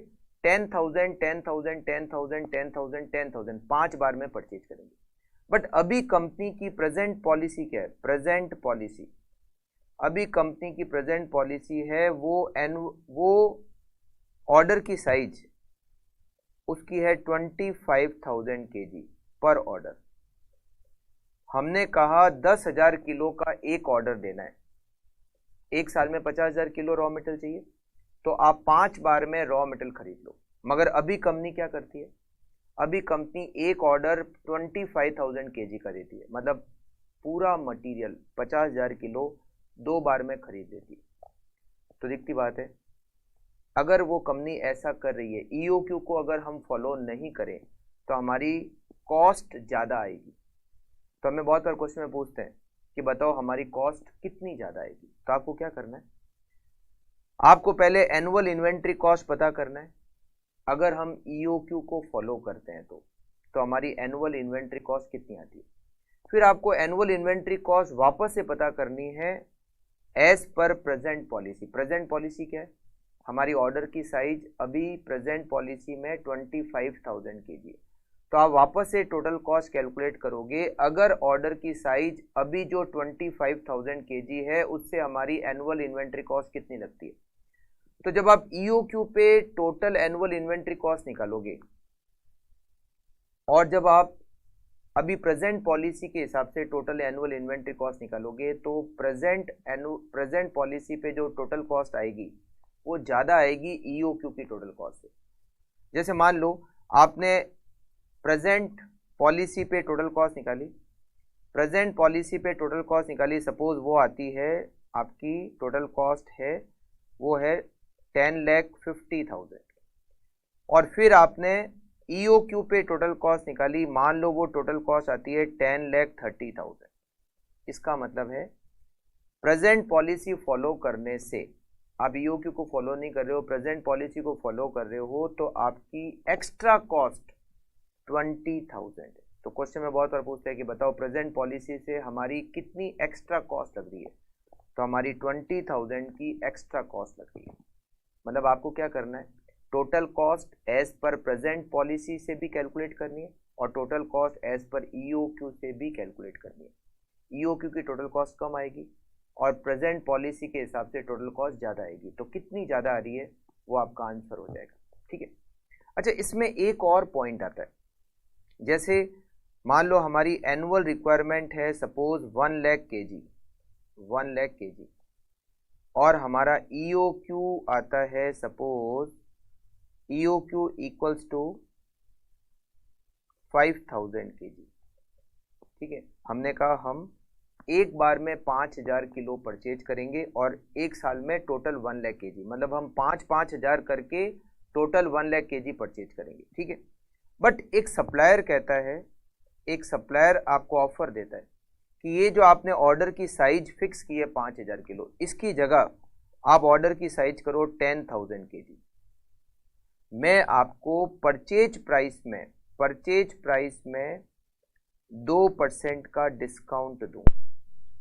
तो आपको बताना है कि क्या सप्लायर का ऑफर एक्सेप्ट करना है या नहीं करना है। फिर से आपको इसको कैसे सॉल्व करना है, आप फिर से टोटल कॉस्ट निकालोगे कि अगर मैं ईओक्यू को फॉलो करता हूं तो मेरी टोटल कॉस्ट क्या आती है। टोटल कॉस्ट में क्या क्या, परचेज कॉस्ट, ऑर्डरिंग कॉस्ट और carrying cost.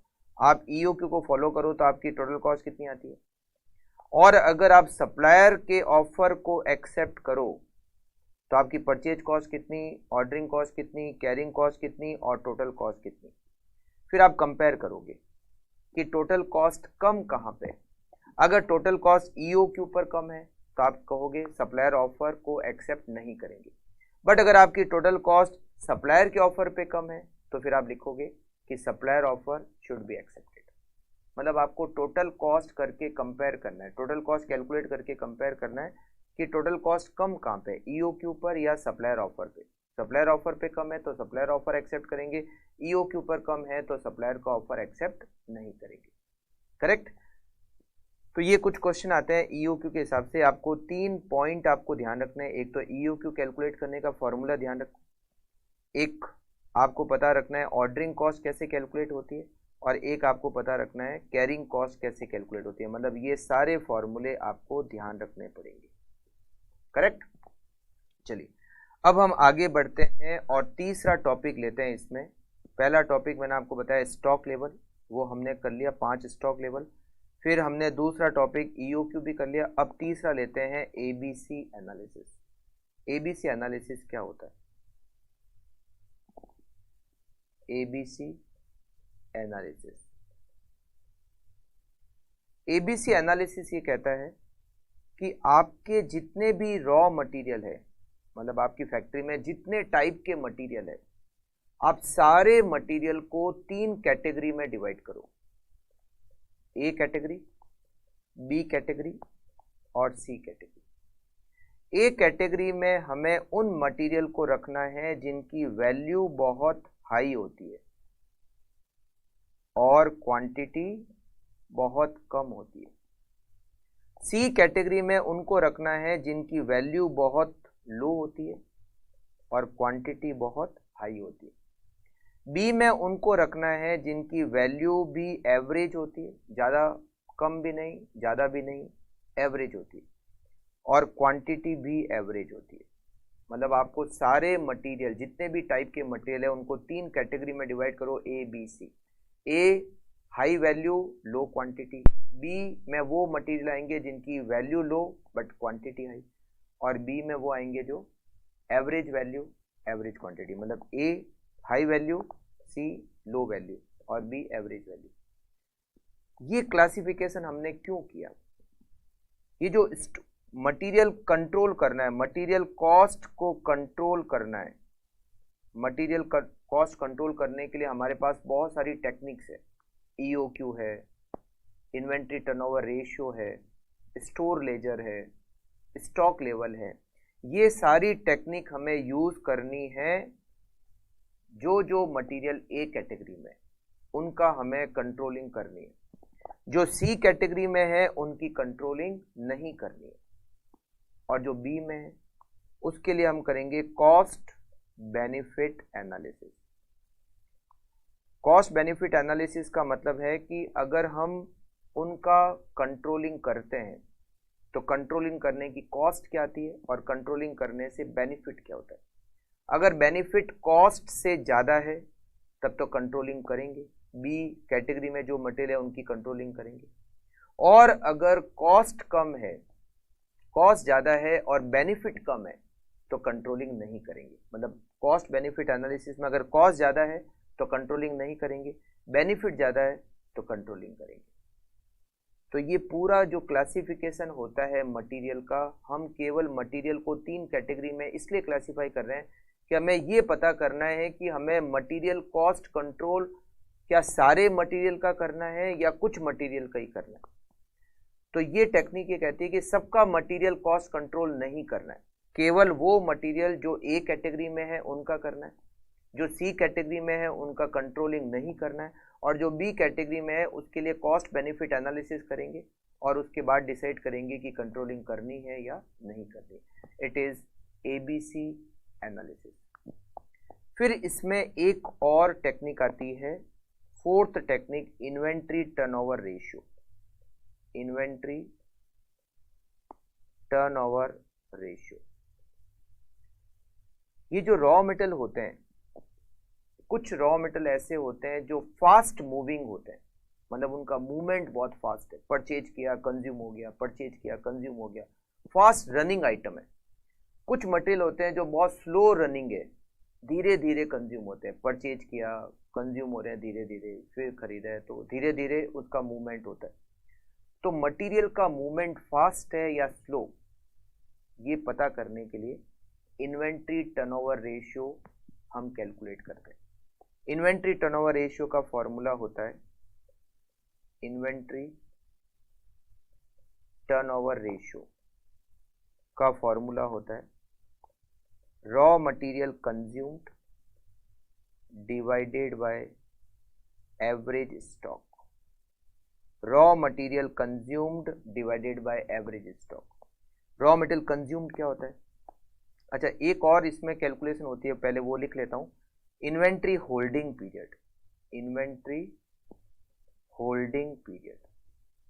Inventory holding period का फॉर्मूला होता है 365 divided by inventory turnover ratio.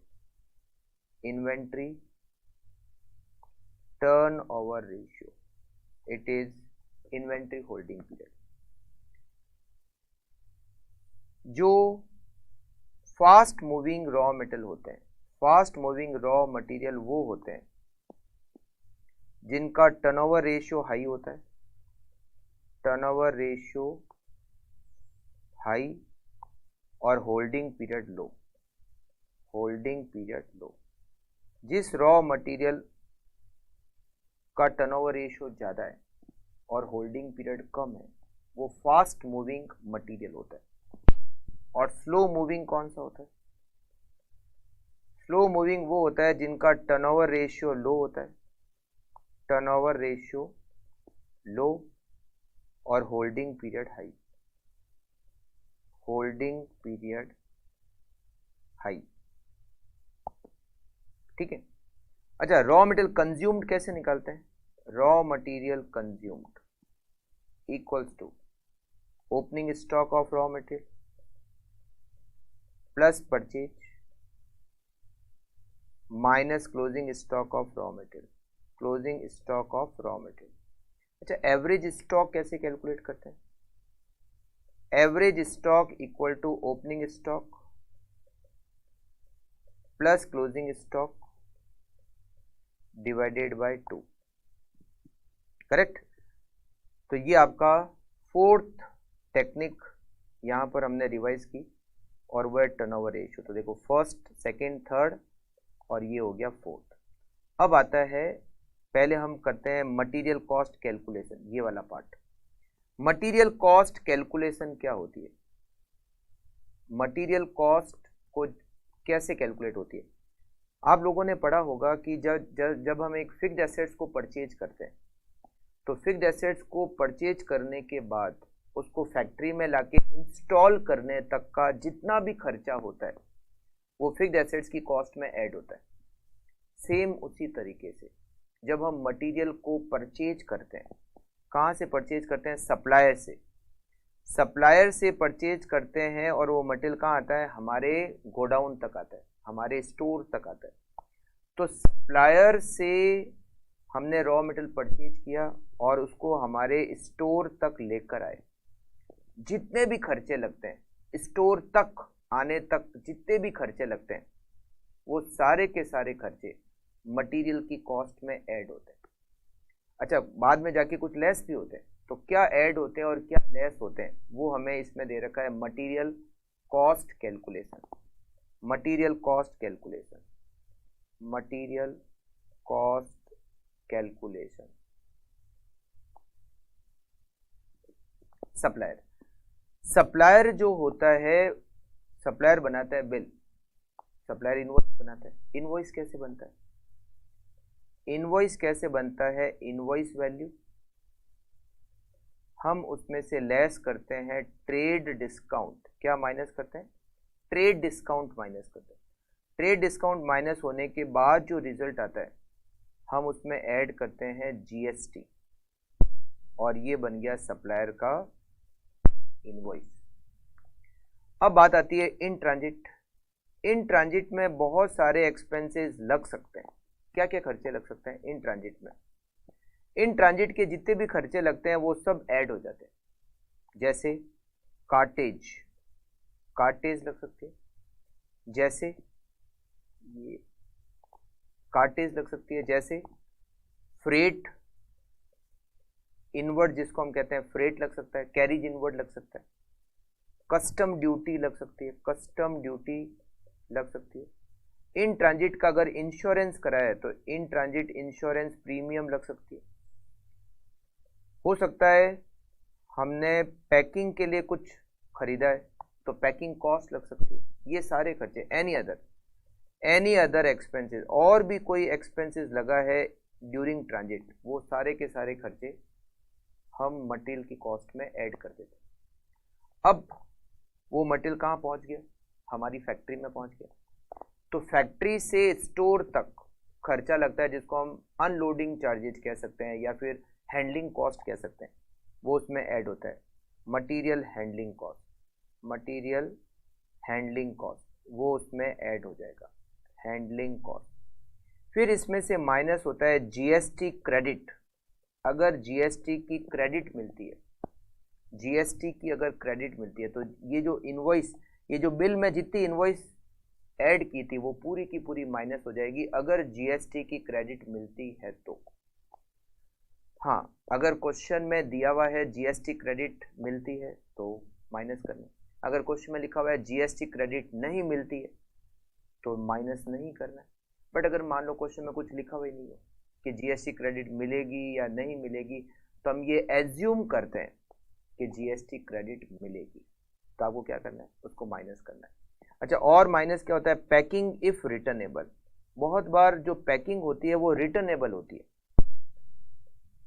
Packing returnable होती है। तो अगर पैकिंग रिटर्नेबल होती है तो रिटर्न करने पर जो पैसा आएगा वो यहां से माइनस हो जाएगा। पैकिंग अगर रिटर्नेबल है तो रिटर्न करने पर जितना पैसा आएगा वो यहां से माइनस हो जाएगा। ठीक है, इस तरह से हम मटेरियल की कॉस्ट, और ये हमारी क्या आ गई? फाइनल कॉस्ट, मटेरियल की फाइनल कॉस्ट आ गई।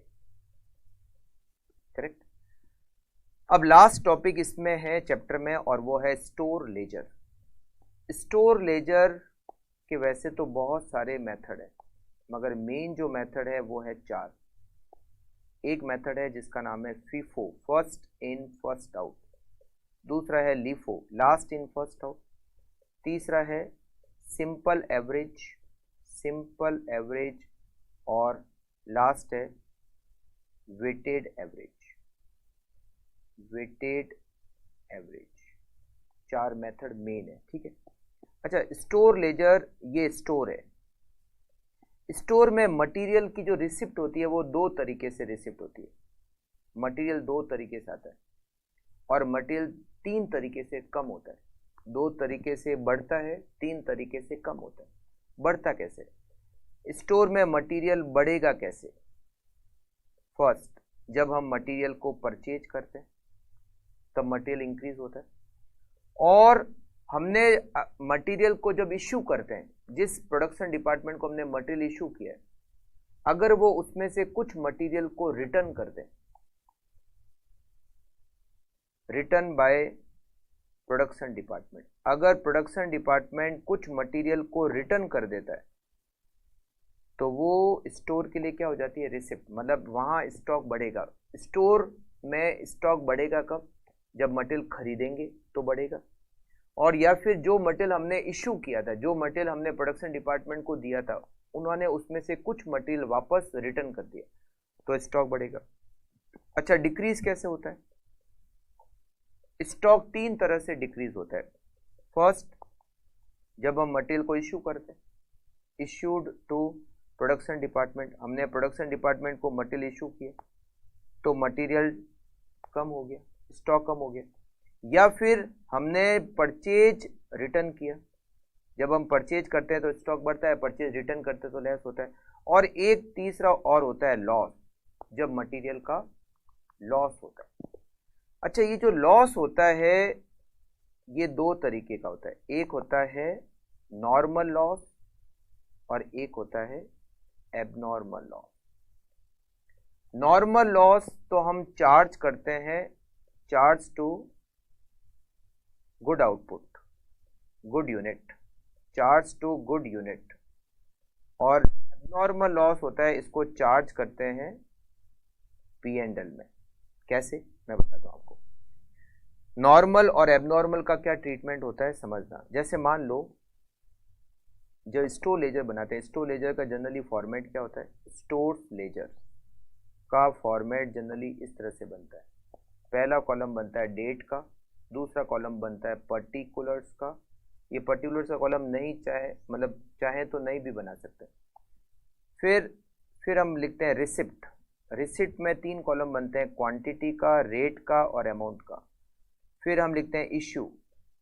इश्यू में भी 3 कॉलम आते हैं, क्वांटिटी का, रेट का और अमाउंट का। और फिर हम लिखते हैं बैलेंस। बैलेंस में भी 3 कॉलम बनते हैं, क्वांटिटी, रेट और अमाउंट। ठीक है, तो कुल मिला के ये आपका डेट का कॉलम हो गया, पर्टिकुलर्स का, फिर रिसिप्ट, फिर इश्यू और फिर बैलेंस।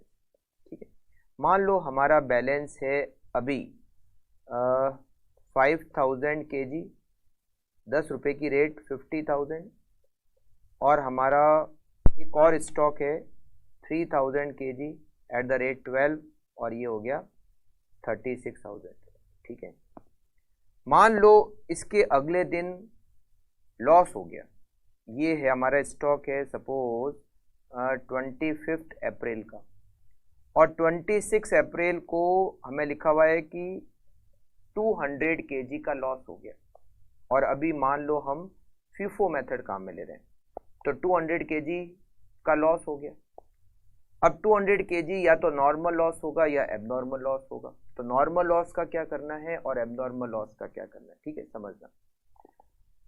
मान लो FIFO मेथड है, तो 5000 kg जो FIFO में क्या होता है, फर्स्ट इन फर्स्ट आउट। तो जो 200 kg कम हो गई, लॉस हुआ है तो कम हुआ है स्टॉक, तो वो कम किस में से होगा, इस 5000 में से होगा। अगर LIFO होता तो 3000 में से कम होता। ठीक है, तो फर्स्ट इन फर्स्ट आउट है, तो हमने इसमें से 200 kg कम कर दी।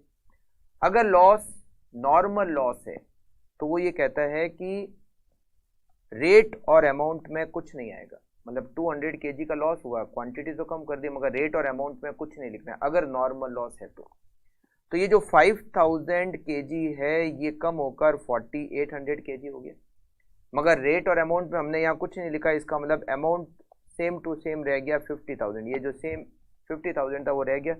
50,000 डिवाइडेड बाय 4800, रेट आ गई 10.42, नई रेट आ गई। और ये जो 3000 kg था 12 रुपीज़ की रेट से कितना हो गया, 36,000। ठीक, अगर ये नॉर्मल लॉस है तो।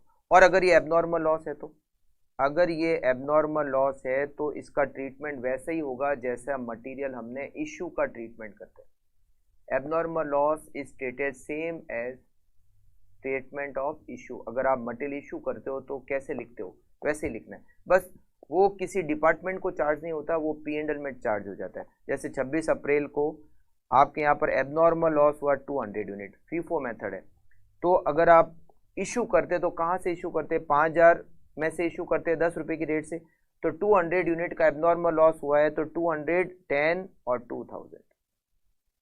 अच्छा 5000 में से 200 इशू हो गया, मतलब कम हो गया, तो रिमेनिंग बचा 4800, 10 रुपीज़ की रेट, और ये हो गया 48,000, और 3000 12 रुपीज़ की रेट 36,000। समझा।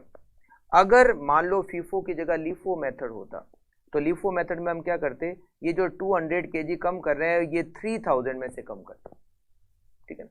तो लॉस या तो नॉर्मल होता है या एबनॉर्मल होता है। अगर नॉर्मल लॉस है तो क्वांटिटी लिखेंगे बट रेट और अमाउंट में कुछ नहीं लिखेंगे। इससे क्या होगा, जो बैलेंस स्टॉक है उसकी क्वांटिटी तो कम होगी, वैल्यू कम नहीं होगी, तो रेट इंक्रीज हो जाएगी। बट अगर एबनॉर्मल लॉस है, एबनॉर्मल लॉस का ट्रीटमेंट वैसा ही होता है जैसे इशू का होता है।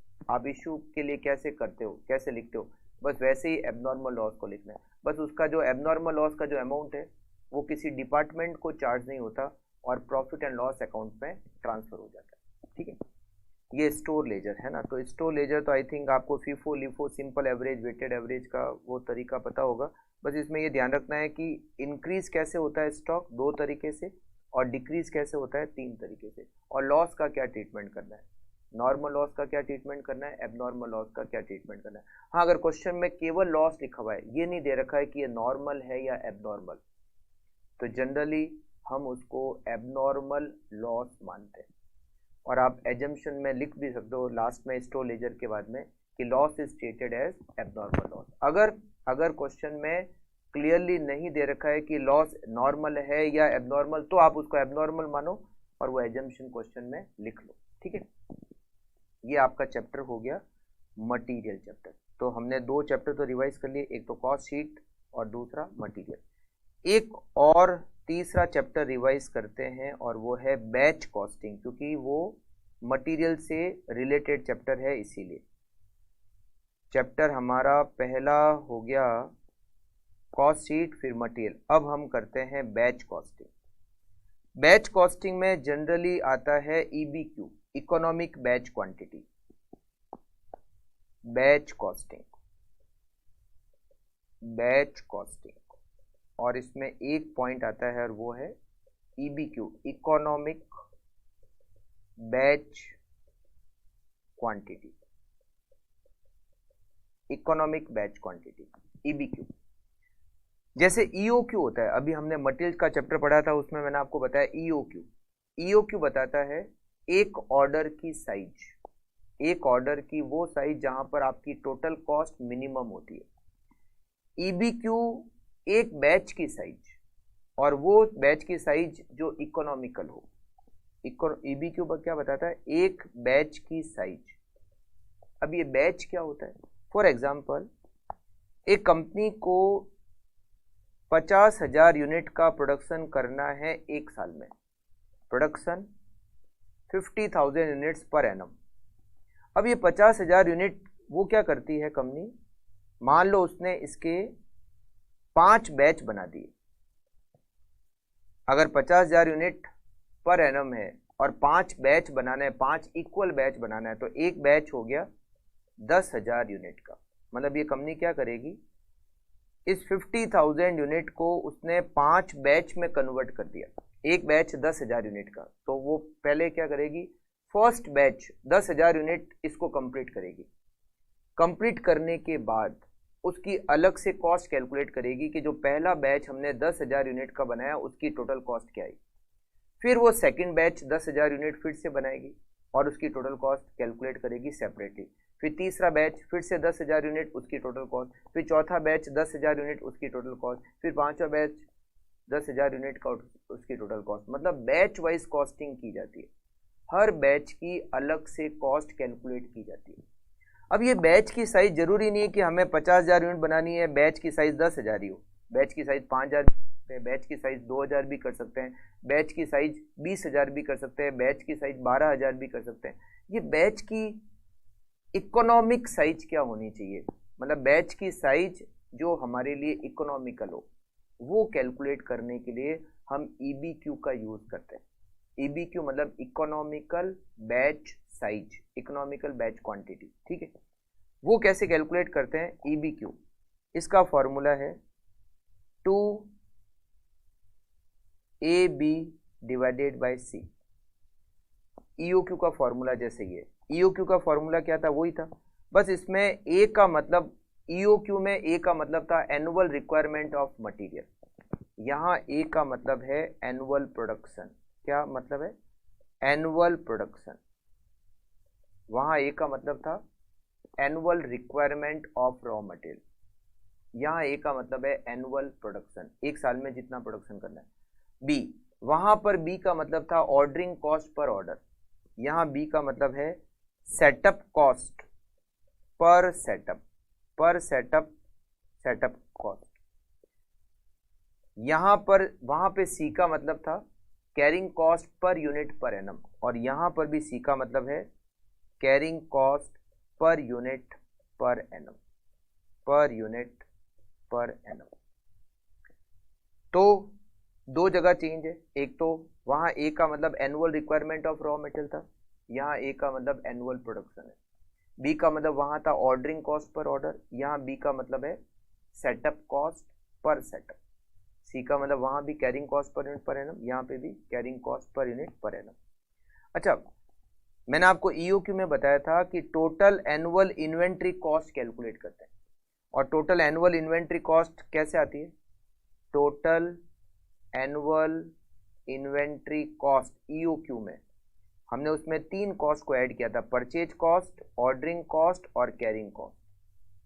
यहाँ पर भी टोटल एनुअल कॉस्ट कैलकुलेट होती है, टोटल एनुअल कॉस्ट कैलकुलेट होती है, बट यहाँ पर परचेज कॉस्ट नहीं आती, केवल 2 ही कॉस्ट आती है, एक होती है सेटअप कॉस्ट और एक होती है carrying cost. Setup cost and carrying cost. Setup cost का फॉर्मूला होता है A divided by EBQ multiply by B। Setup cost यहाँ पर वैसी है जैसे ऑर्डरिंग कॉस्ट, वहाँ पर ordering cost, annual ordering cost calculate करने का फॉर्मूला था A divided by EBQ into B। यहाँ पर A डिवाइडेड, वहाँ पर A divide by EOQ into B, यहाँ पर A divide by EBQ into B, ठीक है।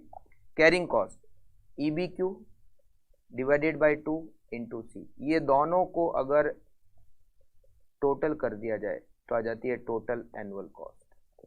अब इसमें क्वेश्चन कैसे आता है?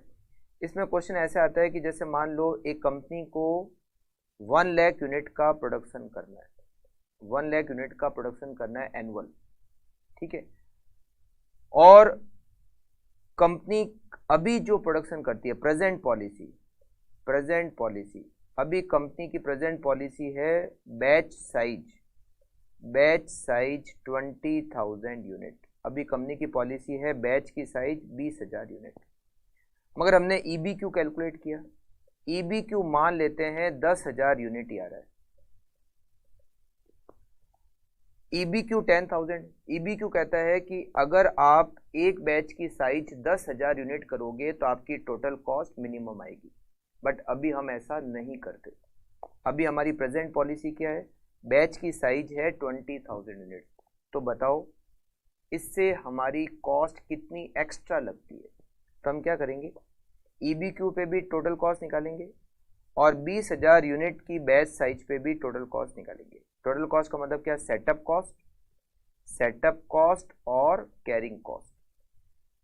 अब यहाँ पर इम्प्लाइड है कि जो हमारी EBQ पर टोटल कॉस्ट होगी वो प्रेजेंट पॉलिसी की टोटल कॉस्ट से कम होगी, तो हमें बताना है कितनी कम होगी। मतलब EBQ हम काम में नहीं ले रहे हैं और हमारी बैच की साइज 20,000 यूनिट है, तो इससे हमारी कॉस्ट कितनी एक्स्ट्रा लगती है वो हमें कैलकुलेट करना होता है।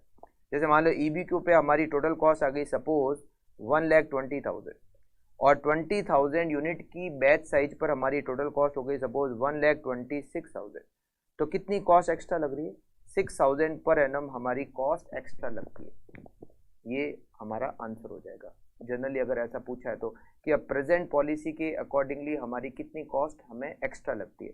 तो आप पहले EBQ पे टोटल कॉस्ट कैलकुलेट करो, फिर प्रेजेंट पॉलिसी के हिसाब से टोटल कॉस्ट कैलकुलेट करो और आपको ये पता चल जाएगा कि हमारी टोटल कॉस्ट कितनी एक्स्ट्रा लगती है, ठीक है। It is batch costing. तो ये हमारा चैप्टर छोटा सा ही है, केवल इसमें एक ही पॉइंट जनरली जो आता है वो है EBQ, इकोनॉमिक बैच क्वांटिटी।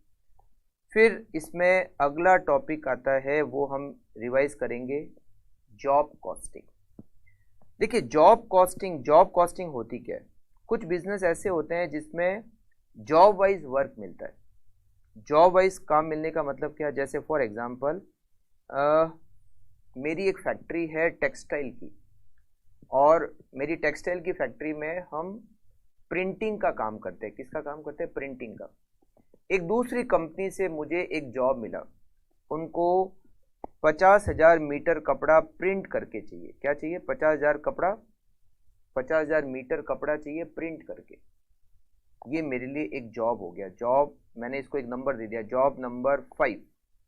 फिर एक और कंपनी, कोई दूसरी कंपनी ने मुझे एक जॉब दिया, मैंने उसको नंबर दे दिया जॉब नंबर 6।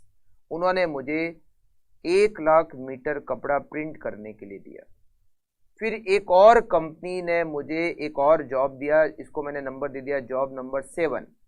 उसने मुझे 40,000 मीटर कपड़ा प्रिंट करने के लिए दिया। मतलब मुझे अलग अलग जो पर्सन होते हैं, वो अलग अलग कंपनी, अलग अलग बिजनेसमैन जॉब के ऊपर काम देते हैं। जैसा वो काम देते हैं, जैसी उनकी रिक्वायरमेंट है, मैं वैसा काम करके उनको दे देता हूँ। ये क्या हो गया? जॉब पे काम मिलना। अच्छा, मैं क्या करूंगा, जॉब नंबर 5 मिला, जॉब नंबर 6 मिला, जॉब नंबर 7 में हर जॉब की अलग कॉस्ट शीट बनाऊंगा। हर जॉब की क्या बनूंगा मैं? Cost sheet. अब कॉस्ट शीट कैसे बनाते हैं वो हमने पढ़ा है आज, सबसे पहले वही पढ़ा, कॉस्ट शीट। हर जॉब की मैं कॉस्ट शीट तैयार करूंगा।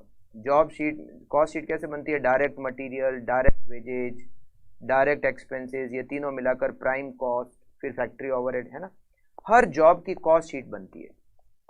हर जॉब की कॉस्ट शीट सेपरेट बनती है। अगर मेरे पास में 10 जॉब है तो मैं 10 कॉस्ट शीट प्रिपेयर करूंगा, हर जॉब की अलग कॉस्ट शीट। और इस मेथड को क्या कहते हैं? Job costing. तो जॉब कॉस्टिंग में भी बेसिकली हमें करना क्या है? जॉब कॉस्टिंग में भी हमें कॉस्ट शीट ही बनानी है। और कॉस्ट शीट कैसे बनती है वो हमने आज सबसे पहले पढ़ा, कॉस्ट शीट का फॉर्मेट। बस उस जॉब वाइज कॉस्ट शीट बनती है, जितने जॉब, हर जॉब की अलग कॉस्ट शीट। और ये क्या मेथड हो गया? It is job costing. तो इतना सही चैप्टर था ये, ठीक है। तो आपको इसमें केवल कॉस्ट शीट का फॉर्मेट ध्यान रखना है, और वो जॉब वाइज कॉस्ट शीट आपको बनानी होती है, ठीक है। तो ये हमारा 4th चैप्टर हो गया, विच इज जॉब कॉस्टिंग। एक और चैप्टर हम रिवाइज कर लेते हैं, और उस चैप्टर का नाम है जॉइंट प्रोडक्ट बाई प्रोडक्ट। फिर आज की मैराथन क्लास हम यहीं पर एंड करेंगे। नेक्स्ट मैराथन क्लास में और 5 चैप्टर हम रिवाइज करने वाले हैं। जॉइंट प्रोडक्ट बाई प्रोडक्ट, एक और चैप्टर रिवाइज कर लेते हैं, joint product and by product. Joint product क्या होते हैं? जॉइंट प्रोडक्ट के बारे में ही इस चैप्टर में दे रखा है। इस चैप्टर में बाई प्रोडक्ट के लिए केवल और केवल थियोरी दे रखी है, ठीक है। अब जॉइंट प्रोडक्ट क्या होता है? अगर एक कंपनी, एक मैन्युफैक्चरिंग कंपनी किसी रॉ मटेरियल को प्रोसेस करती है, और प्रोसेस करने के बाद उसको एक से ज्यादा प्रोडक्ट साइमल्टेनियसली मिलते हैं, तो जितने भी प्रोडक्ट मिले हैं वो सारे के सारे जॉइंट प्रोडक्ट हैं। जैसे मान लो हमें 3 प्रोडक्ट मिले, जॉइंट प्रोडक्ट 1, जॉइंट प्रोडक्ट 2 और जॉइंट प्रोडक्ट 3। रॉ मेटल एक है, हमने सेम प्रोसेसिंग की उस रॉ मेटल पर, और जैसी प्रोसेसिंग की 3 प्रोडक्ट हमें साइमल्टेनियसली मिल गए, और ये तीनों प्रोडक्ट क्या हो गए? जॉइंट प्रोडक्ट हो गए। ये जो रॉ मेटल की कॉस्ट लगी है और ये जो प्रोसेसिंग करने की कॉस्ट लगी है, हम इसको कहते हैं जॉइंट कॉस्ट। क्या कहते हैं? जॉइंट कॉस्ट कहते हैं। रॉ मेटल की कॉस्ट और उसको प्रोसेस करने की कॉस्ट, इन दोनों की टोटल को हम कहते हैं जॉइंट कॉस्ट। जॉइंट कॉस्ट नाम क्यों देते हैं? क्योंकि ये जो कॉस्ट है, ये जो जॉइंट कॉस्ट है, ये केवल जॉइंट प्रोडक्ट 1 के लिए नहीं, या केवल जॉइंट प्रोडक्ट 2 के लिए नहीं, या जॉइंट प्रोडक्ट 3 के लिए नहीं, ये इन तीनों के लिए। मतलब ये जो जॉइंट कॉस्ट है, इसका कुछ शेयर जॉइंट प्रोडक्ट 1 पे एलोकेट होगा, कुछ शेयर जॉइंट प्रोडक्ट 2 पे एलोकेट होगा, और कुछ शेयर जॉइंट प्रोडक्ट 3 पे एलोकेट होगा। अब ये एलोकेट कैसे होगा? मतलब ये जो जॉइंट कॉस्ट लगी, जैसे मान लो रॉ मेटल की कॉस्ट लगी सपोज 5 लाख रुपीज, और प्रोसेसिंग करने की कॉस्ट लगी suppose 2 lakh rupees, total cost कितनी लगी 7 लाख। ये जो 7 लाख है इट इज जॉइंट कॉस्ट। ये जॉइंट कॉस्ट जॉइंट प्रोडक्ट 1 2 3 तीनों पे बांट दी जाएगी। तो तीनों पे कैसे बांटेंगे, उसको बांटने के लिए इस चैप्टर में बहुत सारे मेथड दे रखे हैं। अच्छा, ये जो जॉइंट प्रोडक्ट है, ये रॉ मेटल को हमने प्रोसेस किया, प्रोसेस करते ये जॉइंट प्रोडक्ट बन गए। ये जो पॉइंट है जहां पे जॉइंट प्रोडक्ट बने, इस पॉइंट को कहते हैं सेपरेशन पॉइंट। क्या कहते हैं? Separation point. इस पॉइंट को कहते हैं सेपरेशन पॉइंट। ये जो जॉइंट प्रोडक्ट 1 है, हमारे पास एक ऑप्शन है कि इस जॉइंट प्रोडक्ट 1 को सेपरेशन पॉइंट पर बेच दो, या फिर इस जॉइंट प्रोडक्ट को फर्दर प्रोसेस करो। क्या करो? फर्दर प्रोसेस, और उसके बाद बेचो। फर्दर प्रोसेस करने के बाद बेचोगे तो रुपए ज्यादा मिलेंगे। ये जॉइंट प्रोडक्ट 2 है, इसको भी फर्दर प्रोसेस करो, फर्दर प्रोसेस करो, और फर्दर प्रोसेस करने के बाद बेचोगे तो रुपए ज्यादा मिलेंगे। ठीक है। ये जो जॉइंट प्रोडक्ट 3 है, इसको भी फर्दर प्रोसेस करो, फर्दर प्रोसेस करने के बाद बेचोगे तो रुपए ज्यादा मिलेंगे। तो फर्दर प्रोसेस करने के बाद अगर बेचा जाए तो सेल वैल्यू ज्यादा आएगी। बट ये जो फर्दर प्रोसेस अगर किया जाए तो फर्दर प्रोसेस करने में खर्चा आता है। हम उस खर्चे को कहते हैं फर्दर प्रोसेसिंग कॉस्ट। क्या कहते हैं? Further processing cost. या फिर इसको एक और नाम देते हैं, इसको कह सकते हैं सेपरेट कॉस्ट। क्या कह सकते हैं? Separate cost. फर्दर प्रोसेस करने के बाद सेल वैल्यू, ये सेल वैल्यू, ये सेल वैल्यू। ठीक है। तो हमें ये जो जॉइंट कॉस्ट है, ये जो 7 लाख रुपीस की जॉइंट कॉस्ट लगी, ये तीनों जॉइंट प्रोडक्ट पर बांटनी पड़ेगी। और अब इस तीनों जॉइंट प्रोडक्ट में कैसे बांटें, इसके लिए हमें बहुत सारे मेथड दिए हुए। कौन कौन से मेथड है, 1 बाय 1 एक एक मेथड को डिस्कस करते हैं। मगर उससे पहले एक काम करते हैं, छोटे से अमाउंट लिख लेते हैं, फिर अगर सारे मेथड को डिस्कस करेंगे तो ज़्यादा अच्छी तरीके से समझ में आएगा। जैसे मान लो एक कंपनी ने क्रूड ऑयल परचेज किया, total 1 lakh litre crude oil purchase किया एट द रेट ₹60 पर लीटर। 60 रुपए की रेट से क्रूड ऑयल परचेज किया, उसको प्रोसेस किया। प्रोसेस करने में कंपनी के 20 लाख रुपए और लग गए। तो देखो जॉइंट कॉस्ट लगी कितनी, रॉ मेटल की कॉस्ट वो तो लगी 60 लाख, और प्रोसेस करने की कॉस्ट वो लगी 20 लाख, और दोनों मिलाकर टोटल कॉस्ट कितनी लगी? टोटल कॉस्ट लगी 80 लाख। 80 लाख रुपए की टोटल कॉस्ट लग गई जॉइंट कॉस्ट। जैसे ही प्रोसेस किया, कंपनी को 3 प्रोडक्ट एक साथ मिले। एक तो मिला पेट्रोल, दूसरा मिला ऑयल, तीसरा मिला डीजल। पेट्रोल कितना मिला? पेट्रोल मिला 40,000 लीटर, 40,000 लीटर पेट्रोल मिला। और पेट्रोल को अगर बेचा जाए यहीं पर, इसको कहते हैं सेपरेशन पॉइंट, मतलब जहां पर सारे प्रोडक्ट एक दूसरे से सेपरेट हो गए, इसको कहते हैं सेपरेशन पॉइंट। यहां पर बेचा जाए तो पेट्रोल को हम 100 रुपए पर लीटर की रेट से बेच सकते हैं। ऑयल कितना मिला? ऑयल मिला 30,000 लीटर, 30,000 लीटर ऑयल मिला, और अगर इसको यहाँ बेचा जाए तो इसकी रेट होगी 150 रुपए पर लीटर। डीजल भी 30,000 लीटर मिला, और अगर इसको यहाँ बेचा जाए तो इसकी रेट होगी 90 रुपीज़ पर लीटर। फिर हम पेट्रोल को फर्दर प्रोसेस करने के बाद भी बेच सकते हैं। अगर पेट्रोल को फर्दर प्रोसेस करने के बाद बेचें तो मान लो क्वांटिटी तो सेम है 40,000 लीटर, मगर इसकी रेट 100 रुपये से बढ़कर हो जाएगी 120 रुपये पर लीटर। ऑयल को भी फर्दर प्रोसेस कर सकते हैं। फर्दर प्रोसेस करने के बाद क्वांटिटी मान लेते हैं सेम रहेगी, बट इसकी जो सेलिंग प्राइस है वो बढ़कर हो जाएगी 170 रुपीज़ पर लीटर। डीजल को भी फर्दर प्रोसेस कर सकते हैं। फर्दर प्रोसेस करने के बाद मान लेते हैं क्वांटिटी सेम रहेगी 30,000 लीटर, मगर इसकी सेलिंग प्राइस 90 से बढ़कर हो जाएगी 100 रुपये। मगर इनको फर्दर प्रोसेस करेंगे तो फर्दर प्रोसेस करने का भी खर्चा लगेगा। मान लो पेट्रोल को फर्दर प्रोसेस करने की कॉस्ट आती है 5 लाख रुपीज़, ऑयल को फर्दर प्रोसेस करने की कॉस्ट आती है 4 लाख रुपीज़, और डीजल को फर्दर प्रोसेस करने की कॉस्ट आती है 2 लाख रुपीज़। अब हमने क्या किया, हमने पेट्रोल को फर्दर प्रोसेस करने के बाद बेचा, ऑयल को फर्दर प्रोसेस करने के बाद बेचा, डीजल को फर्दर प्रोसेस करने के बाद बेचा।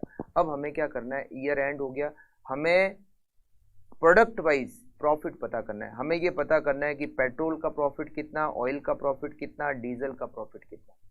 तो प्रॉफिट कैसे निकालते हैं, पेट्रोल, ऑयल, डीजल, और यहाँ पर कर देते हैं टोटल। प्रॉफिट कैसे निकालते हैं, सेल्स में से एक्सपेंसेस माइनस कर दो। सेल्स में से एक तो माइनस करो फर्दर प्रोसेसिंग कॉस्ट और एक माइनस करो जॉइंट कॉस्ट, तो क्या होगा, प्रॉफिट आ जाएगा। पेट्रोल का प्रॉफिट, ऑयल का प्रॉफिट, डीजल का प्रॉफिट और टोटल प्रॉफिट। पेट्रोल की सेल्स वैल्यू कितनी, 40,000 multiply by 120 it is 48 lakh. 30,000 into 170 it is 51 lakh. 30,000 into 100 it is 30 lakh. तो 48 प्लस 51 प्लस 30, ये टोटल सेल्स हो गई 1,29 lakh. Further processing cost, petrol की further processing cost 5 lakh, diesel की further processing cost 4 lakh, oil की और डीजल की 2 लाख। तो ये सारे मिलकर हो गए 11 लाख। अब joint cost, joint cost 80 lakh rupees है। क्या ये पूरी की पूरी जॉइंट कॉस्ट पेट्रोल पे बांट दी जाए, नहीं। या पूरी की पूरी जॉइंट कॉस्ट ऑयल पे बांट दी जाए, नहीं। क्या पूरी की पूरी ऑयल जॉइंट कॉस्ट डीजल पे बांट दी जाए, नहीं। ये जॉइंट कॉस्ट इन तीनों में बटेगी, केवल एक पर नहीं आएगी, सब में आएगी। अब सब में कैसे बांटे, सब में ये जो 80 लाख रुपए की जॉइंट कॉस्ट है ये टोटल कॉस्ट है, बट इसको प्रोडक्ट वाइज बांटे कैसे। और जब तक प्रोडक्ट वाइज हम बांटेंगे नहीं तो पेट्रोल, ऑयल, डीजल का प्रॉफिट अलग अलग कैसे पता चलेगा। तो अब ये बांटे कैसे, इसके लिए बहुत सारे मेथड है, जिसमें पहला मेथड है जिसका नाम है physical quantity method. Physical quantity method, ये मेथड ये कहता है कि क्वांटिटी के रेशियो में जॉइंट कॉस्ट को बांट दिया जाए।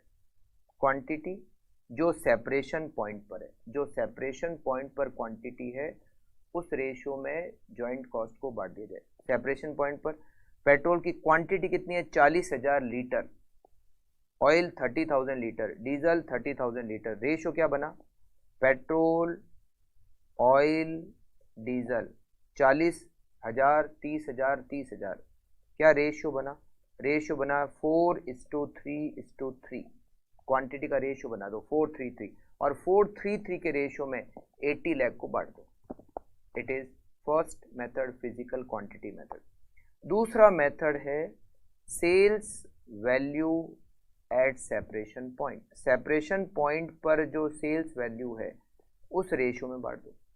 पेट्रोल की सेल्स वैल्यू सेपरेशन पॉइंट पर, सेल्स वैल्यू इसका क्या बनेगा, रेशियो बनेगा। इसमें क्वांटिटी का रेशियो बना, इसमें सेल्स वैल्यू का रेशियो बनेगा। सेपरेशन पॉइंट पर सेल्स वैल्यू कितनी है, सेपरेशन पॉइंट पर पेट्रोल की क्वांटिटी है 40,000 लीटर, सेलिंग प्राइस है 100 रुपए पर लीटर। 40,000 इंटू 100 कितने होते हैं, 40 लाख होते हैं, 40 लाख। ऑयल की क्वांटिटी कितनी है, 30,000 इंटू 150 होते हैं 45 लाख। और डीजल 30,000 लीटर इंटू 90 27 लाख। ये रेशियो बना, क्या रेशियो है, 40, 45 और 27। इस रेशियो में 80 लाख को बांट दो। ये दूसरा मेथड। तीसरा मेथड होता है sales value after further processing. Further processing के बाद जो सेल्स वैल्यू है उसके रेशियो में बांट दो।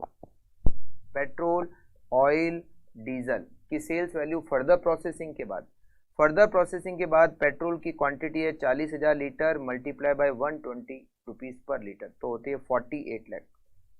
Sales value after further processing, इसका क्या बनेगा, रेशियो 48 लाख।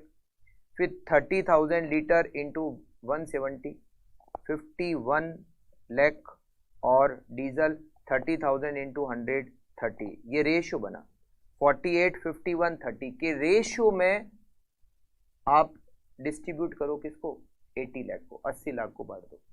ठीक है। चौथा मेथड आता है वो है NRV, net realisable value method. Net realisable value method. Net realisable value होती क्या है, NRV। NRV का मतलब होता है sales value after further processing. Further processing के बाद जो सेल्स वैल्यू आए उसमें से माइनस करो फर्दर प्रोसेसिंग कॉस्ट और उसमें से माइनस करो सेलिंग एंड डिस्ट्रीब्यूशन कॉस्ट अगर है तो। जैसे हमने तो एग्जांपल में नहीं ली, बट अगर है तो माइनस करनी पड़ेगी। जैसे पेट्रोल, ऑयल और डीजल की एनआरवी निकालते हैं। एनआरवी का क्या बनेगा? रेशियो, और उस रेशियो में 80 लाख रुपए जॉइंट कॉस्ट को बांटोगे। तो एनआरवी देखो, पेट्रोल की एनआरवी, पेट्रोल की sales value after further processing कितनी है? पेट्रोल की sales value after further processing है 40,000 into 120, 48 lakh. 48 lakh minus further processing cost 5 lakh, 48 minus 5, 43 lakh. Oil sales value after further processing 30,000 into 170, 51 lakh minus 4 lakh, 47 lakh, 47। और diesel 30,000 into 100, 30 lakh minus 2, 28 lakh. मतलब ये ratio बना 43, 47, 28। इस रेशियो में क्या करोगे? 80 लाख रुपए की ज्वाइंट कॉस्ट को बांट दोगे। ये हो गया फोर्थ मेथड। फिफ्थ मेथड है constant GP margin method. Constant GP margin method. ये मेथड क्या कहता है? थोड़ा सा टेक्निकल है, समझना। ये मेथड ये कहता है कि ये जो ज्वाइंट कॉस्ट है इनको इन सारे प्रोडक्ट में इस तरह से बांटो कि सारे प्रोडक्ट की जीपी रेट सेम आए। कैसे? मैं बताता हूं कैसे। देखो, अभी आप टोटल सेल्स आपको पता है, फर्दर प्रोसेसिंग कॉस्ट टोटल पता है, ज्वाइंट कॉस्ट टोटल पता है। तो एक काम करो, टोटल का प्रॉफिट तो निकाल ही लो। 129 माइनस 11 माइनस 80, टोटल प्रॉफिट आया 38, है ना। अब आप total profit divided by total sales करके जीपी रेट निकालो। 38 divided by 129 multiply by 100, GP rate आती है 29.457%। टोटल की जीपी रेट आ गई। अब ये जीपी रेट पेट्रोल में भी लिख दो 29.457%, ऑयल में भी लिख दो 29.457%, डीजल में भी लिख दो 29.457%। सब में जीपी रेट सेम लिख दो। अब आप क्या करो? रिवर्स कैलकुलेट करो। कैसे? देखो, पेट्रोल की सेल्स वैल्यू पता है 48, फर्दर प्रोसेसिंग कॉस्ट पता है और जीपी रेट पता है। तो जीपी रेट अगर 29 पॉइंट, तो इसका पेट्रोल का प्रॉफिट निकाल सकते हो। कैसे? 48 मल्टीप्लाई बाय 29.457%, इट इज 14.14 ये जीपी आ गया। अब इसकी ज्वाइंट कॉस्ट कैसे आएगी? Balancing figure. बैलेंसिंग फिगर कैसे? इसकी सेल्स पता है 48, माइनस करो फर्दर प्रोसेसिंग कॉस्ट 5 और माइनस करो प्रॉफिट 14.14, तो आपको ज्वाइंट कॉस्ट मिल जाएगी पेट्रोल की 28.86। सेम ऐसे ही ऑयल का प्रॉफिट लिखो, जीपी रेट है ये, और बैलेंसिंग फिगर ज्वाइंट कॉस्ट निकालो। सेम ऐसे ही डीजल की भी। ये मेथड है constant gross margin percentage method. इसमें आप पहले टोटल की जीपी रेट निकालो, सेम जीपी रेट सारे प्रोडक्ट के लिखो और फिर रिवर्स ज्वाइंट कॉस्ट को बैलेंसिंग फिगर निकाल लो। It is constant GP margin method. अच्छा, एक मेथड और आता है और वो है कंट्रीब्यूशन मार्जिन मेथड। क्या आता है? Contribution margin method. ये कहता है कि जो ज्वाइंट कॉस्ट है उसको दो भाग में डिवाइड करो। आपको तो क्वेश्चन में दे रखा होगा दो पार्ट में अलग अलग करके, एक वेरिएबल ज्वाइंट कॉस्ट और एक होती है fixed joint cost. Fixed joint cost, variable joint cost को क्वांटिटी के रेशियो में बांट दो। वेरिएबल ज्वाइंट कॉस्ट को क्वांटिटी के रेशियो में बांट दो और जो फिक्स्ड ज्वाइंट कॉस्ट है उसको कंट्रीब्यूशन के रेशियो में बांट दो। अब ये कंट्रीब्यूशन क्या होता है? कंट्रीब्यूशन का मतलब होता है सेल्स माइनस वेरिएबल कॉस्ट। हर प्रोडक्ट को पहले तो आप क्या करोगे? पहले तो आप ज्वाइंट कॉस्ट को बांट दो, वेरिएबल ज्वाइंट कॉस्ट को बांट दोगे क्वांटिटी के रेशियो में। फिर हर प्रोडक्ट का कंट्रीब्यूशन निकालोगे, sales value minus variable joint cost minus करोगे तो हर प्रोडक्ट का क्या आ जाएगा? कंट्रीब्यूशन। और फिर कंट्रीब्यूशन के रेशियो में फिक्स ज्वाइंट कॉस्ट को बांट दोगे। ये लास्ट मेथड था कंट्रीब्यूशन मार्जिन मेथड। प्रैक्टिकल ये 6 मेथड है, बाकी तो थियोरेटिकल और भी दे रखे हैं। ठीक है, तो ये 6 मेथड जो ज्वाइंट कॉस्ट को आप इस तरह से डिस्ट्रीब्यूट कर सकते हो। अच्छा, फिर इसमें ज्वाइंट कॉस्ट को बांटने के अलावा और क्या होता है? इनकम स्टेटमेंट बनाना होता है। Income statement. इनकम स्टेटमेंट कैसे बनता है? इनकम स्टेटमेंट जैसे मान लो जॉइंट प्रोडक्ट 3 है, joint product 1, joint product 2, joint product 3 और टोटल। इनकम स्टेटमेंट कैसे बनाओगे? सेल्स में से माइनस करो फर्दर प्रोसेसिंग कॉस्ट, माइनस करो जॉइंट कॉस्ट, और अगर सेलिंग एंड डिस्ट्रीब्यूशन कॉस्ट है तो वो भी माइनस करो। रिजल्ट क्या आ जाएगा? आपको रिजल्ट आ जाएगा, आपको मिल जाएगा प्रॉफिट या फिर लॉस। ये इस तरह से इनकम स्टेटमेंट बनाना है। अगर प्रोडक्ट को फर्दर प्रोसेस करने के बाद बेचें, आफ्टर फर्दर प्रोसेसिंग अगर हम प्रोडक्ट को सेल करते हैं तो इनकम स्टेटमेंट इस तरीके से बनता है। बट अगर प्रोडक्ट को हम सेपरेशन पॉइंट पर ही बेच दें, सेपरेशन पॉइंट पर अगर प्रोडक्ट को बेचते हैं तो फर्दर प्रोसेसिंग कॉस्ट लगेगी नहीं। फिर सेल्स में से केवल आपको क्या करना है? जॉइंट कॉस्ट माइनस करनी है, और सेलिंग एंड डिस्ट्रीब्यूशन कॉस्ट अगर है तो माइनस करनी है, तो आपको प्रॉफिट या लॉस मिल जाएगा। ठीक है। अच्छा, इसमें एक चीज और आ सकती है कि जरूरी नहीं कि हर प्रोडक्ट फर्दर प्रोसेस होता ही होता है।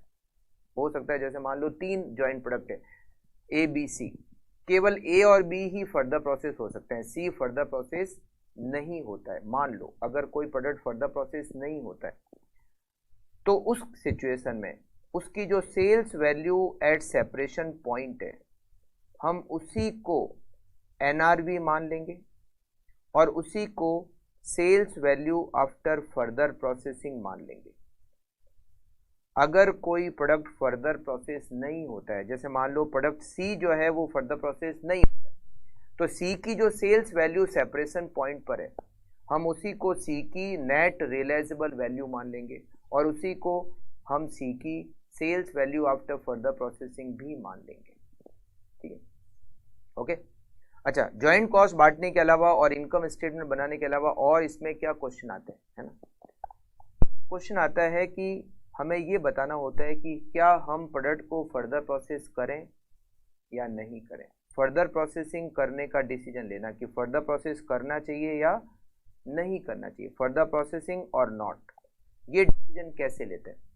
इस डिसीजन को लेने के लिए हमें क्या होता है, मान लो हमने क्वेश्चन में इनकम स्टेटमेंट बनाया है, अगर फर्दर प्रोसेस करने के बाद प्रोडक्ट बेचें तो क्या प्रॉफिट होता है, और हमने क्वेश्चन में इनकम स्टेटमेंट बनाया है अगर प्रोडक्ट को सेपरेशन पॉइंट पर बेचें तो क्या प्रॉफिट होता है। हमें जैसे मान लो 3 प्रोडक्ट हैं, जॉइंट प्रोडक्ट है ए बी सी, तो हमने ए बी सी का प्रॉफिट फर्दर प्रोसेसिंग अगर करते हैं तो कितना होता है वो भी कैलकुलेट किया है, और अगर सेपरेशन पॉइंट पर बेचे तो वो भी कैलकुलेट किया। तो आप क्या करो, कंपेयर करो, हर प्रोडक्ट को कंपेयर करो कि अगर जैसे ए को अगर मैं फर्दर प्रोसेस करके बेचता हूं तो क्या प्रॉफिट होता है, और अगर सेपरेशन पॉइंट पर बेचूं तो क्या प्रॉफिट होता है। जहां ज्यादा प्रॉफिट होगा उसको वहां बेचेंगे। बी को फर्दर प्रोसेस करने के बाद बेचूं तो कितना प्रॉफिट होता है, और बी को सेपरेशन पॉइंट पर बेचूं तो कितना प्रॉफिट होता है। जहां ज्यादा प्रॉफिट होगा वहां पर बेचेंगे। सी को फर्दर प्रोसेस करने के बाद बेचे तो कितना प्रॉफिट होता है, सेपरेशन पॉइंट पर बेचे तो कितना प्रॉफिट होता है। जहां ज्यादा प्रॉफिट होगा वहां बेचेंगे। बट कुछ क्वेश्चन ऐसे भी आते हैं जिसमें ये दोनों इनकम स्टेटमेंट बनाने को नहीं कहा जाता, तो फिर डिसीजन कैसे लेंगे? प्रॉफिट कंपेयर करके डिसीजन ले सकते हैं, बट यहाँ पर दोनों इनकम स्टेटमेंट क्वेश्चन में बनाने को कहा ही नहीं, तो फिर इसको सॉल्व करने का एक और तरीका है। तरीका क्या है समझना। जैसे मान लो यहाँ पर हम देखें, सपोज इसी एग्जाम्पल में देखें, सपोज जैसे पेट्रोल है। अब अगर हमें डिसीजन लेना है कि क्या पेट्रोल को फर्दर प्रोसेस करें या नहीं करें, ये डिसीजन लेना हो तो कैसे ले सकते हैं, तो इसको लेने का एक इजी तरीका और है, वो समझना। पेट्रोल को अगर मैं सेपरेशन पॉइंट पर बेच दूं तो कितने रुपए मिलते हैं? 40,000 लीटर 100 रुपए की रेट से बेचे तो 40 लाख रुपए मिलते हैं। और अगर मैं इसको फर्दर प्रोसेस करने के बाद बेचूं तो कितने रुपए मिलते हैं? 40,000 इंटू 120 मुझे 48 लाख मिलते हैं। मतलब रुपए ज्यादा मिल रहे हैं। कितने ज्यादा मिल रहे हैं? मुझे 8 लाख रुपए ज्यादा मिल रहे हैं, मगर इसके लिए मुझे खर्च कितना करना पड़ेगा? 8 लाख ज्यादा मिलेंगे मगर इसके लिए मुझे खर्च भी तो करना पड़ेगा, तो इसके लिए मुझे खर्च करना पड़ेगा 5 लाख। ज्यादा कितने मिलेंगे? 8, और खर्च कितने करने पड़ेंगे? 5। इसका मतलब मैं फर्दर प्रोसेस करके बेचूंगा। बट मान लो यहां पर ये खर्चा होता 9 लाख रुपए, सपोज ये खर्चा 9 लाख होता, तो यहां बेचने पे 40, यहां बेचने पे 48, ज्यादा कितने मिले 8, मगर 8 लाख ज्यादा मिलेंगे, उसके लिए खर्च करने पड़ेंगे 9 लाख, तो हम इसको फर्दर प्रोसेस नहीं करेंगे। समझा? तो मतलब आपको क्या करना है, ये डिसीजन ऐसे भी लिया जा सकता है कि आप पता करो कि सेल्स वैल्यू कितनी बढ़ रही है। जैसे मान लो 3 प्रोडक्ट हैं ए बी सी, तो आप ये पता करो increase in sales value, sales value कितनी बढ़ी, मतलब सेपरेशन पॉइंट पर बेचे तो कितने रुपए मिलते हैं, फर्दर प्रोसेस करने के बाद बेचे तो कितने रुपए मिलते हैं, ज्यादा कितने मिले। जैसे पेट्रोल को सेपरेशन पॉइंट पर बेचे तो 40 लाख, फर्दर प्रोसेस करने के बाद बेचे तो 48 लाख, तो ज्यादा कितने मिले 8 लाख। ऐसे बी का निकालो, ऐसे सी का भी निकालो, उसमें से माइनस करो फर्दर प्रोसेसिंग कॉस्ट को। फर्दर प्रोसेसिंग कॉस्ट को आपको क्या करना है, माइनस करना है। अगर ये रिजल्ट प्लस में आता है, अगर ये रिजल्ट प्लस में आता है, या तो प्लस में रिजल्ट आएगा या नेगेटिव रिजल्ट आएगा। अगर ये रिजल्ट प्लस में आता है, अगर रिजल्ट प्लस में आता है तो फर्दर प्रोसेस करना है, और अगर ये रिजल्ट नेगेटिव आता है तो फर्दर प्रोसेस नहीं करना है, सेपरेशन पॉइंट पर बेच देना है। ऐसे भी इसको डिसाइड किया जा सकता है। ठीक है। अच्छा, एक और टाइप के क्वेश्चन इसमें आते हैं, जैसे मान लो 3 प्रोडक्ट दे रखे हैं ए बी सी, और एक हो गया टोटल।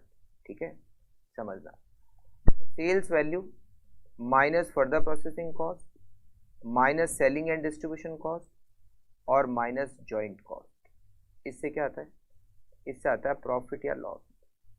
कुछ क्वेश्चन ऐसे दिए हुए हो सकते हैं, जैसे मान लो ए की सेल्स, बी की सेल्स, सी की सेल्स ये दे रखी हो, क्वेश्चन में दे रखी है, फर्दर प्रोसेसिंग कॉस्ट भी दे रखी है, सेलिंग एंड डिस्ट्रीब्यूशन कॉस्ट भी दे रखी है, मगर जॉइंट कॉस्ट टोटल दे रखी है, सारे प्रोडक्ट पर डिस्ट्रीब्यूट की हुई नहीं है, वो हमें करनी है। और प्रॉफिट सबका दे रखा है, ए का, बी का, सी का और टोटल, मतलब प्रॉफिट दिया हुआ है, हर प्रोडक्ट का प्रॉफिट दे रखा है। तो क्या आप हर प्रोडक्ट की जॉइंट कॉस्ट निकाल सकते हो? बिल्कुल निकाल सकते हैं। जैसे ए की सेल्स वैल्यू पता है, फर्दर प्रोसेसिंग कॉस्ट पता है, सेलिंग एंड डिस्ट्रीब्यूशन कॉस्ट पता है और प्रॉफिट पता है, तो बैलेंसिंग फिगर जॉइंट कॉस्ट निकाल ही सकते हैं। Sales minus further processing cost minus selling and distribution cost minus profit equal to A की जॉइंट कॉस्ट, ऐसे बी की जॉइंट कॉस्ट, ऐसे सी की जॉइंट कॉस्ट, और ये टोटल जॉइंट कॉस्ट तो दे ही रखी होगी, इजीली कर सकते हो। या फिर ऐसा हो सकता है, मान लो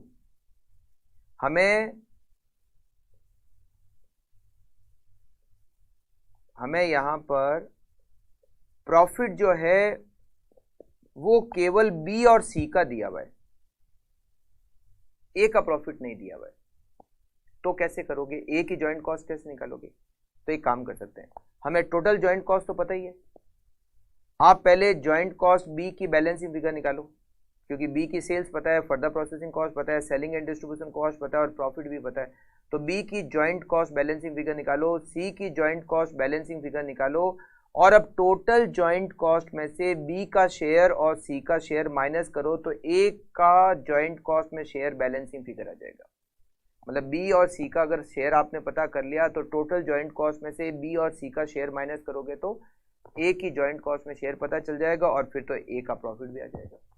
इस टाइप के भी क्वेश्चन एग्जाम में आते हैं, जिसमें जॉइंट प्रोडक्ट के प्रॉफिट दिए हुए होते हैं, या तो सबके प्रॉफिट दिए हुए होंगे या फिर एक को छोड़कर बाकी के दिए हुए होंगे, तो आप जॉइंट कॉस्ट इस तरीके से भी कैलकुलेट कर सकते हो। अगर प्रॉफिट दिए हुए हैं तो क्वेश्चन में मेथड नहीं दिया हुआ होगा, क्योंकि प्रॉफिट दिया हुआ है, इसका मतलब जॉइंट कॉस्ट का ऑलरेडी एलोकेशन तो हो ही रखा है, तो आपको इस तरीके से ये इनकम स्टेटमेंट का फॉर्मेट बना के जॉइंट कॉस्ट को बैलेंसिंग फिगर कैलकुलेट करना पड़ेगा। ठीक है, तो आज हमने इस क्लास में 5 चैप्टर रिवाइज किए हैं, मटेरियल चैप्टर, जॉइंट प्रोडक्ट का chapter, cost sheet, batch costing और जॉब कॉस्टिंग। नेक्स्ट क्लास में हम 5 और चैप्टर का रिवाइज करेंगे, और फिर उसके नेक्स्ट क्लास में 4 और चैप्टर, कुल मिला के हमारे टोटल 14 चैप्टर है। तो मिलते हैं नेक्स्ट क्लास में। Thank you, take care.